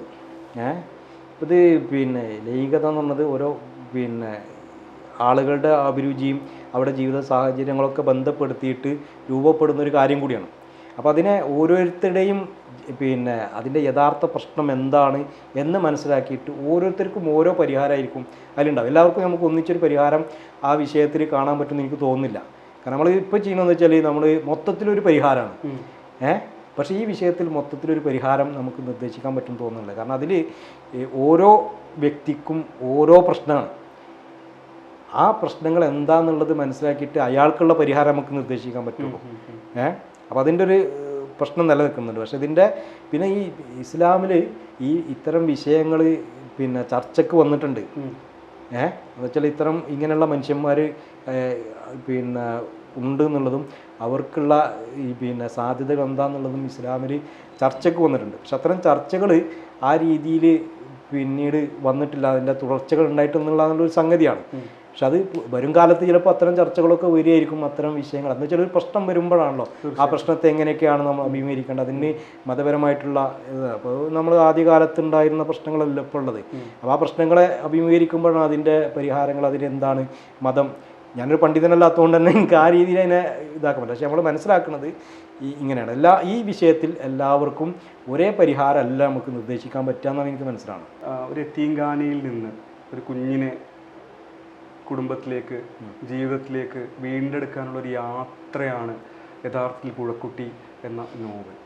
അങ്ങനെ ഒരു അന്ത്യം ഈ നോവലിന് സങ്കല്പിച്ചിട്ടുണ്ടാവുക തീർച്ചയായിട്ടും അത് ബോധപൂർവം തന്നെയായിരിക്കും. ഈ നോവലിലൂടെ കടന്നു പോകുന്ന ഒരു വായനക്കാരന് അങ്ങനെ ഒരു പ്രേരണ നൽകാൻ ആഗ്രഹിച്ചിരുന്നു. തീർച്ചയായിട്ടും. എന്നുവെച്ചാൽ ഈ ഞാൻ മനസ്സിലാക്കണമെന്ന് വെച്ചാൽ ഇന്നത്തെ കാലത്ത് അനാഥാലയങ്ങളിൽ ജീവിക്കേണ്ടി വരുന്ന കുട്ടികൾ വളരെ കുറവാണ്. കാരണം ഒരു സാധ്യതയില്ലാത്ത, അവരെ സംരക്ഷിക്കാൻ വേറെ സംവിധാനങ്ങളൊന്നും ഇല്ലാതെ വരുമ്പോൾ അത്തരം കുട്ടികൾക്കുള്ള ഒരു അവസാനത്തെ ഒരു അഭയം എന്നുള്ള നിലക്കാണ് അനാഥാലയങ്ങളെ അല്ലെങ്കിൽ ഇത്തരം അഭയകേന്ദ്രങ്ങളെ കാണേണ്ടതെന്ന് ഞാൻ മനസ്സിലാക്കുന്നത്. ഒരു പരിധി വരെ ആ കുട്ടിയെ സംരക്ഷണം ഏറ്റെടുക്കാൻ വേറെ ആരെങ്കിലും ഉണ്ടെങ്കിൽ അവരുടെ കൂടെ ആ കുട്ടിയെ ജീവിക്കാൻ വിടുകയും അതിനുള്ള ജീവിക്കാനുള്ള സാഹചര്യം ഒരുക്കി കൊടുക്കുകയും ചെയ്യുന്നുള്ളതാണ് സാമൂഹിക ബാധ്യത. ശരിക്കും ഇതൊക്കെ സാമൂഹിക ബാധ്യത. ഏതെങ്കിലും ഒരു ഇപ്പോൾ ആ കുട്ടിയുടെ കുടുംബത്തിൻ്റെ പ്രശ്നമോ അല്ലെങ്കിൽ അതൊന്നുമല്ല, സാമൂഹിക ബാധ്യതയാണ്. ശരിക്കും അത് ഏറ്റെടുക്കേണ്ടത് സമൂഹമാണ്. പക്ഷെ നമ്മളിത് ഏറ്റെടുക്കുക എന്ന് പറഞ്ഞാൽ ആ കുട്ടിയുടെ ഒരു കുട്ടിക്കൊരു പ്രശ്നം ഉണ്ടെങ്കിൽ ആ കുട്ടിക്ക് ഭക്ഷണം കൊടുക്കാനും അതിനപ്പുറത്തേക്ക് ആ കുട്ടിയുടെ മാനസികവും ആ കുട്ടി പിന്നെ ആഗ്രഹിക്കുന്ന കുറേ സ്വപ്നങ്ങളും അതൊക്കെ എന്ന് പറയുന്നത് കിട്ടണമെന്നുണ്ടെങ്കിൽ ഒരു കുടുംബാന്തരീക്ഷത്തിൽ ജീവിക്കുമ്പോഴേ അത് കിട്ടുള്ളൂ. അപ്പോൾ അങ്ങനെ കുടുംബാന്തരീക്ഷത്തിൽ നിലനിന്നുകൊണ്ട് തന്നെ ആ കുട്ടിയെ സംരക്ഷിക്കാനുള്ള, ആ കുട്ടിക്ക് സ്വയം തോന്നരുത് ഞാനൊരു യത്തീമാണ്, ഞാനൊരു അനാഥനാണെന്ന് തോന്നിക്കാത്ത രൂപത്തിൽ ആ കുട്ടിക്ക് സമൂഹത്തിൽ നിന്നും കുടുംബത്തിൽ നിന്നും കിട്ടുന്ന സ്നേഹവാത്സല്യങ്ങൾ അനുഭവിച്ചുകൊണ്ട് തന്നെ ആ കുട്ടിക്ക് ജീവിക്കാനാവുമ്പോഴേ ആ കുട്ടിക്ക് മുഖ്യധാരയിലേക്ക്, പൊതുസമൂഹത്തിലേക്ക് ആ ഒരു ആത്മവിശ്വാസത്തോടു കൂടി, ഇച്ഛാശക്തിയോടു കൂടി മുന്നേറാൻ പറ്റുള്ളൂ. അല്ലെങ്കിൽ ആ കുട്ടിയുടെ ജീവിതം തന്നെ വഴിയടഞ്ഞു പോകുമെന്നുള്ളതാണ്. അപ്പോൾ അങ്ങനെ ഒരു ജീവിത സാഹചര്യം ഒരുക്കി കൊടുക്കുകയാണ് വേണ്ടത്. അതിനാണ് ഞാൻ ഉദ്ദേശിച്ചതെന്ന് വെച്ചാൽ, ഒന്ന്, നമുക്ക് ഈ കുട്ടിയുടെ ഉപ്പ മരണപ്പെട്ടു അല്ലെങ്കിൽ ആ സംരക്ഷിക്കേണ്ട ചുമതലപ്പെട്ട ആൾക്ക് അയാൾ നഷ്ടപ്പെടുകയോ അയാൾ ഇല്ലാതാകുകയോ ചെയ്താൽ ബാക്കിയുള്ള ആളുകളെ നിലനിർത്തിക്കൊണ്ട് ആ കുട്ടിക്ക് ജീവിക്കാനുള്ള ജീവിത സാഹചര്യം ഉണ്ടാക്കി കൊടുക്കുക. അപ്പോൾ ആ കുട്ടിയുടെ ഉമ്മ ഉണ്ടെങ്കിൽ അമ്മയുടെ കൂടെ കുട്ടിക്ക് വളരാൻ, ആ കുട്ടിയുടെ സഹോദരങ്ങൾക്ക് ഒന്നിച്ച് ജീവിക്കാൻ അതിനുള്ള സാമ്പത്തിക സഹായം ചെയ്തു കൊടുത്താൽ മതി. ആ കുട്ടിക്ക് അത് നമുക്ക് പല രീതിയിൽ, ആ കുട്ടിയെ ദത്തെടുത്തുകൊണ്ട്, ആ കുട്ടിയുടെ പഠനം നമുക്ക് ദത്തെടുത്തുകൊണ്ട് ആ പഠനത്തിൻ്റെ ചിലവ് കൊടുത്തുകൊണ്ട് ചെയ്യാൻ പറ്റും. അത് നമുക്ക് ഈ കുട്ടിക്ക് അത് അറിയാത്ത രൂപത്തിൽ തന്നെ, നമ്മൾ ഈ കുട്ടിയെ ദത്തെടുത്തതാണെന്ന് അറിയാത്ത രൂപത്തിൽ നമ്മൾ അത് കൈകാര്യം ചെയ്യാൻ വേണം. ഇതിൻ്റെ ഒരു പ്രശ്നം വെച്ചാൽ നമ്മളൊരാളെ സഹായിക്കാൻ ചിലപ്പോൾ ആ കുട്ടിയുടെ അല്ലെങ്കിൽ അത് ഇത്തരം ആളുകളുടെ ഫോട്ടോ എടുത്തിട്ട് പിന്നെ വാർത്ത കൊടുക്കുക, ഷെയർ ചെയ്യപ്പെടുക, അല്ലെങ്കിൽ ആ കുട്ടിയെ സഹായിച്ചു എന്നുള്ള രീതിയിൽ ഒരു പ്രചരണം നടത്തുക. ശരിക്കും അതൊക്കെ കുട്ടികളെ മാനസികമായി തളർത്തുന്ന സംഗതി. ഞാൻ ചോദിക്കട്ടെ, അത് നമ്മളാണെങ്കിൽ നമുക്കത് എത്രത്തോളം ഫീൽ ചെയ്യും? അത് ആ രീതിയിലാണ്. ഇതൊക്കെ നമ്മൾ ചെയ്യുമ്പോഴും അത് നമ്മുടെ മക്കളാണെങ്കിൽ, നമ്മുടെ കുട്ടികളാണെങ്കിൽ, അല്ലെങ്കിൽ ഞാനാണെങ്കിൽ എങ്ങനെയായിരിക്കും എന്നുള്ളൊരു ഫീലിംഗ് നമുക്ക് മനസ്സിലാക്കി കഴിഞ്ഞാൽ നമുക്ക് കുറച്ചും കൂടിയും അവരോട് കുറച്ചും കൂടി നല്ല രീതിയിൽ ഹൃദ്യമായിട്ട് ഇടപഴകാൻ കഴിയുന്നുള്ളതാണ്. ഇത് നമ്മൾ ഇതിൻ്റെ ഇത്തരം ആളുകളെ സഹായിക്കുക എന്നുള്ളത് അത് നമ്മുടെ ഉത്തരവാദിത്തത്തിൻ്റെ ഭാഗമാണ്. അത് പിന്നെ എന്താണ്, നമ്മൾ ദൈവത്തിൽ നിന്ന് പുണ്യം കിട്ടുമെന്ന് പ്രതീക്ഷിച്ചിട്ടാണ് ചെയ്യണമെന്നുണ്ടെങ്കിൽ നമ്മൾ മറ്റൊന്നും നോക്കണ്ട. അപ്പോൾ അത് ചെയ്യുമ്പോൾ ആ കുട്ടി അറിയാൻ പാടില്ല ഇതാരാണ് എനിക്ക് പൈസ തരണമെന്നോ അറിയാതിരിക്കാൻ കുറച്ചും കൂടി ഒരു എന്താ പറയുക അന്തസ്സുണ്ടാവും, ആ കുട്ടിക്ക് ഒരു ബോധം ഉണ്ടാവും, ആത്മബോധം. അപ്പോൾ അതൊക്കെ നമ്മൾ സംരക്ഷിക്കപ്പെടണം എന്നാണ്. അപ്പോൾ ആ രീതിയിൽ സംരക്ഷിക്കപ്പെടണമെങ്കിൽ കുട്ടികൾക്ക് വീട്ടിലിരുന്നുകൊണ്ട് തന്നെ പഠിക്കാം. ഇനി അങ്ങനെ ആരും സംരക്ഷിക്കാനില്ലാത്ത ആളുകളുണ്ടെങ്കിൽ അത്തരം കുട്ടികളെ ദത്തെടുത്തിട്ട് വളർത്താൻ പറ്റിയ ജീവിത സാഹചര്യമുള്ള ആളുകൾ അതിന് തയ്യാറാവണം എന്നാണ് എനിക്ക് തോന്നുന്നത്. ഇതൊക്കെ വായിച്ചിട്ടുണ്ട്. ഒരാൾ എനിക്ക് മെസ്സേജ് അയച്ചിരുന്നു, ഞാനിങ്ങനെ ഒരു കുട്ടിയെ ദത്തെടുക്കാൻ വേണ്ടി ആഗ്രഹിക്കുന്നുണ്ട്, എൻ്റെ നിയമ നടപടികളെക്കുറിച്ച് ഞാൻ പഠിച്ചുകൊണ്ടിരിക്കുന്നുണ്ട്, ഒരാൾ എനിക്ക് മെസ്സേജ് അയച്ചിരുന്നു. അപ്പോൾ ഇതിൻ്റെ ഈ പുസ്തകം കൊണ്ടുണ്ടായ ഏറ്റവും വലിയ പിന്നെ എന്താ പറയുക ഒരു വിജയം അല്ലെങ്കിൽ ഒരു അവാർഡ് എന്ന് എനിക്ക് തോന്നുന്നതാണ്. അപ്പോൾ ഇത്തരം ഇങ്ങനെയൊക്കെ വായിക്കുമ്പോൾ ആളുകൾ കുറച്ചും കൂടിയൊക്കെ ഈ ഇങ്ങനെയുള്ള ആളുകളോട്, അനാഥരോട്, അഗതികളോട്, പാവപ്പെട്ട മനുഷ്യന്മാരോട്, ദളിതരോട്, ഇങ്ങനെ സമൂഹത്തിൽ നിന്ന് മുഖ്യധാരയിൽ നിന്ന് മാറ്റി നിർത്തപ്പെടുന്ന ആളുകളോടൊക്കെ കുറച്ചും കൂടിയൊക്കെ മനുഷ്യത്വപരമായിട്ട് ഇടപെടാനൊക്കെ തയ്യാറാവുമെന്നാണ് ഞാൻ ആഗ്രഹിക്കുന്നത്. അവസാനമായിട്ട് ഒരു ചോദ്യം കൂടെ ചോദിക്കാം. എഴുത്തുകാരൻ എന്ന് അറിയപ്പെടുന്നതിന് മുമ്പ് തന്നെ ചിത്രകാരനായിട്ടാണ് പലർക്കും തെറിന് പരിചയം ഉണ്ടായിരിക്കുക. അതേസമയം ഈ നോവലിന് വേണ്ടി ചിത്രം വരയ്ക്കുമ്പോൾ അതിന് ആർട്ടിഫിഷ്യൽ ഇൻ്റലിജൻസിൻ്റെ കൂടെ സഹായം ഉപയോഗിച്ചിട്ടുണ്ട്. ഈ അത്തരത്തിലുള്ള ഒരു വരയുടെ ശ്രമത്തിൻ്റെ പിന്നിലുള്ള പ്രേരണ എന്തായിരുന്നു? അതോടൊപ്പം തന്നെ AI ചിത്രകലയും എങ്ങനെയാവും മുന്നോട്ട് പോവുക എന്നാണ് പ്രതീക്ഷിക്കുന്നത്? അത് ഒന്ന് ഞാൻ എഴുതിയൊരു കൃതിക്ക് ഞാൻ തന്നെ വരക്കുമ്പോൾ ചില പരിമിതികളുണ്ട്. എന്ന് വെച്ചാൽ ഞാൻ എഴുതുമ്പോൾ സ്വാഭാവികമായിട്ടും എൻ്റെ ഒരു വീക്ഷണകോണിൽ നിന്നാണ് ഞാനിത് എഴുതുന്നത്. അതിന് ഞാൻ തന്നെ ചിത്രം വരക്കുമ്പോൾ ഞാൻ അതേ വീക്ഷണകോണിൽ നിന്നിട്ടാണ് ഞാൻ ചിത്രം വരക്കുക. അത് വേറൊരാളിത് വായിച്ചിട്ട് വരക്കുകയാണെങ്കിൽ കുറച്ചും കൂടി സാധിക്കും. കാരണം അയാൾ വായിച്ചിട്ട് അയാളുടെ ഒരു അനുഭവത്തിൽ നിന്നാണ് ആ ചിത്രം ഉണ്ടാവുക. അപ്പോൾ മറ്റൊരു വായന അതിൽ സാധ്യമാവും. പക്ഷേ ഇത് ഞാൻ എഴുതിയ കൃതിക്ക് ഞാൻ തന്നെ വരക്കുമ്പോൾ നമ്മളതിന് ഒരു അടിക്കുറിപ്പ് എഴുതുന്ന പോലത്തെ ഒരു രീതിയിലുള്ള ചിത്രം ഉണ്ടാവുക. അപ്പോഴാണ് എനിക്കിതിന് AI ഉപയോഗിച്ചാൽ എങ്ങനെ ഉണ്ടാവും ഞാൻ ആലോചിക്കുക. AI ആകുമ്പോൾ നമ്മളൊരു നമ്മൾ നിർദ്ദേശം കൊടുക്കുന്നതനുസരിച്ചാണ് ചിത്രം രൂപപ്പെടുക. എന്നാലും നമ്മളുടെ ഒരു ശൈലിയും നമ്മുടെ ഒരു ബിംബങ്ങൾക്കും അപ്പുറം മറ്റൊരു ഇമേജ് വരുമല്ലോ. അപ്പോൾ ആ രീതിയിലാണ് ഞാൻ ഇങ്ങനെ ഒരു പരീക്ഷണം നടത്തിയത്. കാരണം ഞാൻ എഴുതിയൊരു കൃതിക്ക് ഞാനല്ലാത്തൊരാൾ വരക്കുമ്പോൾ എങ്ങനെ ഉണ്ടാവും എന്നുള്ളത് നോക്കാൻ വേണ്ടിയിട്ടാണ്. അപ്പോൾ അതിന് വേണ്ടിയാണ് ഇങ്ങനെ ഈ ഒരു പരീക്ഷണം നടത്തിയത്. അപ്പോൾ അതിൽ ചിലതൊക്കെ നമുക്ക് ഒരു ചിത്രം തന്നെ, ചിലത് നമുക്ക് 2 ചിത്രം മിക്സ് ചെയ്തിട്ട് ചെയ്യേണ്ടത്, ചിലത് നമുക്ക് 3-4 ചിത്രങ്ങൾ ഉപയോഗിച്ചിട്ടാണ് ഒരു ചിത്രം രൂപപ്പെടുന്നത്.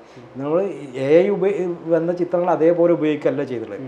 നമ്മൾ കമ്പ്യൂട്ടർ ഫോട്ടോഷോപ്പ് ഉപയോഗിച്ചുകൊണ്ട് ചില എഡിറ്റിംഗ് ഒക്കെ വരുത്തിയിട്ടാണ് ഇതിൽ ഉപയോഗിച്ചിട്ടുള്ളത്. അപ്പോൾ അതിന് ഇങ്ങനെ ഒരു സാധ്യത ഞാൻ കാണുന്നത്. ഞാൻ എഴുതുന്നൊരു കൃതിക്ക് ഞാൻ തന്നെ വരയ്ക്കേണ്ടി വരുമ്പോൾ ഉണ്ടാകുന്ന പരിമിതികളെ മറികടക്കാൻ വേണ്ടിയിട്ട് ഇത് ഉപയോഗിക്കാം എന്നുള്ളൊരു സംഗതിയാണ്. 2, ഇത് കൂടുതൽ AI ചിത്രങ്ങൾ ഉപയോഗിക്കാൻ പറ്റിയ ഡിസൈനർമാർക്കാണ്. ഒരു ബുക്ക് ഡിസൈൻ ചെയ്യുന്ന അല്ലെങ്കിൽ വേറെ എന്തെങ്കിലും പെട്ടെന്ന് കുറഞ്ഞ ഈ സമയത്തേക്കുള്ള ആവശ്യത്തിന് വേണ്ടിയിട്ട് ഒരു ചിത്രം നമുക്ക് വരക്കണം എങ്കിൽ നമുക്ക് വളരെ എളുപ്പത്തിൽ AI ഉപയോഗിച്ച് ചിത്രം വരക്കാം. അതിന് കുറേ സമയം നമ്മൾ ചിലവഴിക്കേണ്ടതില്ല. അതിൻ്റെ ധർമ്മം അനുസരിച്ചാണ്. ഇപ്പോൾ നമ്മൾ എന്ത് ആവശ്യത്തിന് വേണ്ടിയിട്ടാണ്, ഒരു പത്രം ഡിസൈൻ ചെയ്യുന്ന ആൾക്ക് ആ പത്രത്തിലൊരു ചെറിയൊരു ഇമേജ് വേണം. ആ ഇമേജ് വേണമെങ്കിൽ അത് ആ ഒരു ദിവസത്തേക്കുള്ള ഇമേജ്, ആ പത്രം അന്ന് പിറ്റേന്ന് കഴിഞ്ഞു. അപ്പോൾ അതിന് വേണ്ടി മാത്രം ഉപയോഗിക്കാനാണെങ്കിൽ നമുക്ക് AI ഉപയോഗിച്ച് വരച്ചാൽ മതി. അതേപോലെ ഡിസൈനർമാർക്ക് ചെയ്യാൻ സാധ്യതകൾ എന്ന് വെച്ചാൽ ഇപ്പോൾ മോഡലിനെ വെച്ചിട്ട് നമുക്ക് ഫോട്ടോ എടുക്കുന്നതിന് പകരം നമുക്ക് ആ രീതിയിൽ ഇമേജുകൾ ക്രിയേറ്റ് ചെയ്യാൻ പറ്റും. അപ്പോൾ അതിന് സാധ്യതകൾ കുറേ ഉണ്ട്. ആ സാധ്യതകൾ കൂടുതൽ എനിക്ക് തോന്നുന്നത് ഡിസൈനർമാർക്കാണ് അതിൻ്റെ കൂടുതൽ സാധ്യതയുള്ളത്. കാരണം ഡിസൈനർമാർ ചെയ്യുന്നത് കമ്പ്യൂട്ടർ ഉപയോഗിച്ചുകൊണ്ട് ഇത്തരം ഫോട്ടോഷോപ്പിലാണെങ്കിലും ഇലസ്ട്രേറ്റർ ആണെങ്കിലും എല്ലാം ഉപയോഗിച്ചുകൊണ്ട് ഇത്തരം ഇമേജുകൾ തന്നെയാണ്. ഒക്കെ AI തന്നെയാണ്, ഫോട്ടോഷോപ്പും ഒക്കെ AI തന്നെയാണ്. ഇതൊക്കെ AIൻ്റെ ഭാഗമാണ്. പക്ഷെ അതിന് കുറച്ചും കൂടി വിപുലമായിട്ടാണ് ഈ ഇമേജുകൾ ക്രിയേറ്റ് ചെയ്യുന്ന ഇത് ഉണ്ടായതെന്നുള്ളതാണ്. അപ്പോൾ അത് ഒരു ടൂളായിട്ട് പരിഗണിച്ചുകൊണ്ട് ഫോട്ടോഷോപ്പ് പോലെ അല്ലെങ്കിൽ ഇലസ്ട്രേറ്റർ പോലെ അല്ലെങ്കിൽ നമ്മൾ ഉപയോഗിക്കുന്ന ഏതെങ്കിലും ആപ്പ് പോലത്തെ ഒരു ടൂളായിട്ട് നമ്മൾ പെയിൻറ്റും ബ്രഷൊക്കെ ഉപയോഗിച്ച് വരയ്ക്കുന്ന പോലെ തന്നെ ഉപയോഗിക്കാൻ പറ്റുന്ന ഒരു ടൂളായിട്ട് അതിനെ കാണുകയും ആ രീതിയിൽ തന്നെ ക്രിയേറ്റീവായിട്ട് ഉപയോഗിക്കാൻ പറ്റുകയാണെങ്കിൽ അത് വലിയ സാധ്യതയാണ്. പക്ഷെ ഇതിൻ്റെ പരിമിതി എന്ന് പറയുന്നത് വെച്ചാൽ ഇത് ആർട്ടിഫിഷ്യൽ ആയതുകൊണ്ട് തന്നെ അതിനൊരു കൃത്രിമ സ്വഭാവം അതിൽ ചില എല്ലാ ചിത്രങ്ങളിലും നമുക്കതിൻ്റെ ഒരു നമ്മൾ ചിത്രം വരക്കുന്നത് പോലുള്ള ഒരു ഫീൽ നമുക്ക് കൊണ്ടുവരാൻ പറ്റില്ല. അപ്പോൾ അതിൽ കൃത്രിമ സ്വഭാവമാണ്. അപ്പോൾ അത് എല്ലായിടത്തും നമുക്കത് ആവിഷ്കരിക്കാൻ പറ്റില്ല. അപ്പോൾ ആ കൃത്രിമത്വം അവിടെ നിലനിൽക്കും. അപ്പോൾ അതിനെ ഇതാണ് ഈ AI ഒക്കെ വരുമ്പോഴും നമുക്ക് പറയാനുള്ളത്, ഒരു കഥ എഴുതുന്ന ആൾക്ക്, ഒരു കവിത എഴുതുന്ന ആൾക്ക്, ഒരു ചിത്രം വരയ്ക്കുന്ന ആൾക്ക് അയാൾ ചെയ്യുന്ന ആ ഒരു അതിൻ്റെ ഒരു ഊഷ്മളത ഉണ്ടല്ലോ, ആ ഊഷ്മളത കൃത്യമായിട്ട് AIക്ക് കൊണ്ടുവരാൻ കഴിയില്ല. കാരണം അത് നമ്മൾ അനുഭവത്തിലൂടെ നമ്മുടെ ഒരു എക്സ്പീരിയൻസിൻ്റെ ഭാഗമായിട്ട് നമ്മുടെ ജീവിതത്തിൻ്റെ ഭാഗമായിട്ട് രൂപപ്പെടുത്തുന്ന പ്രത്യേകമായിട്ടുള്ള ബിംബങ്ങൾ, നിറങ്ങൾ, പ്രത്യേകമായിട്ടുള്ള രൂപകങ്ങൾ, ഇതൊന്നും AIക്ക് കൊണ്ടുവരാൻ പറ്റില്ല. AI രൂപപ്പെടുത്തിയ ആളുണ്ടല്ലോ, ആ കുറച്ച് ആളുകളുടെ മനസ്സിലുള്ള കൺസെപ്റ്റ് മാത്രമാണ് അതിൽ വരിക. ആ കൺസെപ്റ്റിലേക്ക് നമ്മുടെ ആശയം കൂടിയും കൊടുത്തിട്ടാണ് നമ്മൾ പുതിയൊരു ഇമേജ് ഉണ്ടാക്കുന്നത്. പക്ഷെ അപ്പോഴും അതെങ്ങനെ രൂപപ്പെടുത്തണം എന്നുള്ളത് അതിൽ ഉള്ള ഒരു കാര്യത്തിനനുസരിച്ച് അവർക്കത് ചെയ്യാൻ പറ്റുള്ളൂ. അപ്പോൾ അതിൻ്റെ ഒരു പരിമിതി അവിടെ നിലനിൽക്കുന്നുണ്ട്. പക്ഷെ അതിൻ്റെ സാധ്യതകളുമുണ്ട്. കാരണം ഇന്നത്തെ കാലത്ത് കുറഞ്ഞ സമയം കൊണ്ട് നമുക്ക് ചെയ്യേണ്ട കാര്യങ്ങളെ പെട്ടെന്ന് പിന്നെ ചെയ്യാൻ നമുക്ക് ചില ഇപ്പോൾ ചിത്രത്തിൽ മാത്രമല്ല എഴുത്തിലും കണ്ടൻറ് റൈറ്റിങ്ങിലൊക്കെ അത് ഉപയോഗിക്കാനുള്ള സാധ്യതകളുണ്ട്. അത് ഒരു ക്രിയേറ്റീവായിട്ടുള്ള ഒരാളാണ് അത് ഉപയോഗിക്കുന്നുണ്ടെങ്കിൽ അയാൾക്ക് ക്രിയേറ്റീവായിട്ട് ഇതിനെ ഉപയോഗപ്പെടുത്താൻ പറ്റും.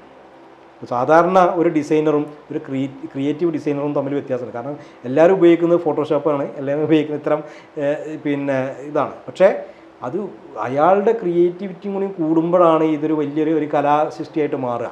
ഒരു കവർ ഡിസൈൻ ചെയ്യുന്ന ആളുകൾ എല്ലാവരും ഒരേപോലെയല്ല കവർ ഡിസൈൻ ചെയ്യുന്നത്, എല്ലാവരും ഉപയോഗിക്കുന്നത് ഒരേ മാധ്യമങ്ങളാണ്. പക്ഷേ അതേപോലെ ഈ ടൂൾ ഉപയോഗിച്ചുകൊണ്ട് ടൂൾ ഉപയോഗിച്ചുകൊണ്ട് അതിനെ സർഗാത്മകമായിട്ട് ഉപയോഗപ്പെടുത്താൻ പറ്റുന്ന ആളുകൾക്ക് അതിൽ അത്ഭുതങ്ങൾ സൃഷ്ടിക്കാൻ കഴിയുന്നതന്നെയാണ് ഞാൻ മനസ്സിലാക്കുന്നത്. അപ്പോൾ അതിൻ്റെ സാധ്യതകളുണ്ട്, അതോടൊപ്പം അതിൻ്റെ പരിമിതികളുണ്ട്.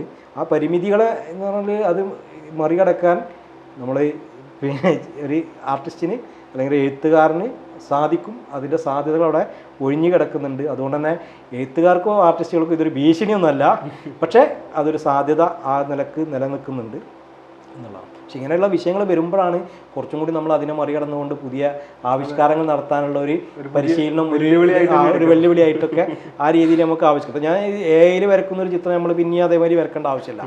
AIക്ക് സാധ്യമല്ലാത്ത ഇപ്പോൾ ഫോട്ടോ വന്നപ്പോൾ ഇപ്പോൾ മുൻകാലങ്ങളിൽ ആദ്യം ആളുകൾ വരച്ചിരുന്നത് ഫോട്ടോക്ക് പകരമാണ്. കാരണം സ്റ്റുഡിയോയിൽ ആളുകൾ വന്നിരുന്ന് അവരെ നോക്കി വരക്കുന്നത്. പക്ഷേ ക്യാമറ വന്നപ്പോൾ ആ രീതിയിൽ നിന്ന് മാറിയിട്ട് മറ്റൊരു രീതിയിലേക്ക് ആർട്ട് വികസിച്ചു. അതേപോലെ തന്നെ AI വരുമ്പോൾ മറ്റൊരു രീതിയിലേക്ക് ആർട്ട് വികസിക്കും. അങ്ങനെ എഴുത്തും എന്താണെങ്കിലും അപ്പോൾ അതതിൻ്റെ സാധ്യതയാണ്. അത് ഇനി അടുത്ത കാലത്ത് വേറെ നല്ല രീതിയിലൊക്കെയുള്ള പരീക്ഷണങ്ങളൊക്കെ വരും. പക്ഷെ എന്തായാലും മനുഷ്യൻ്റെ അനുഭവത്തോളം വലുതല്ല ഇതൊന്നും.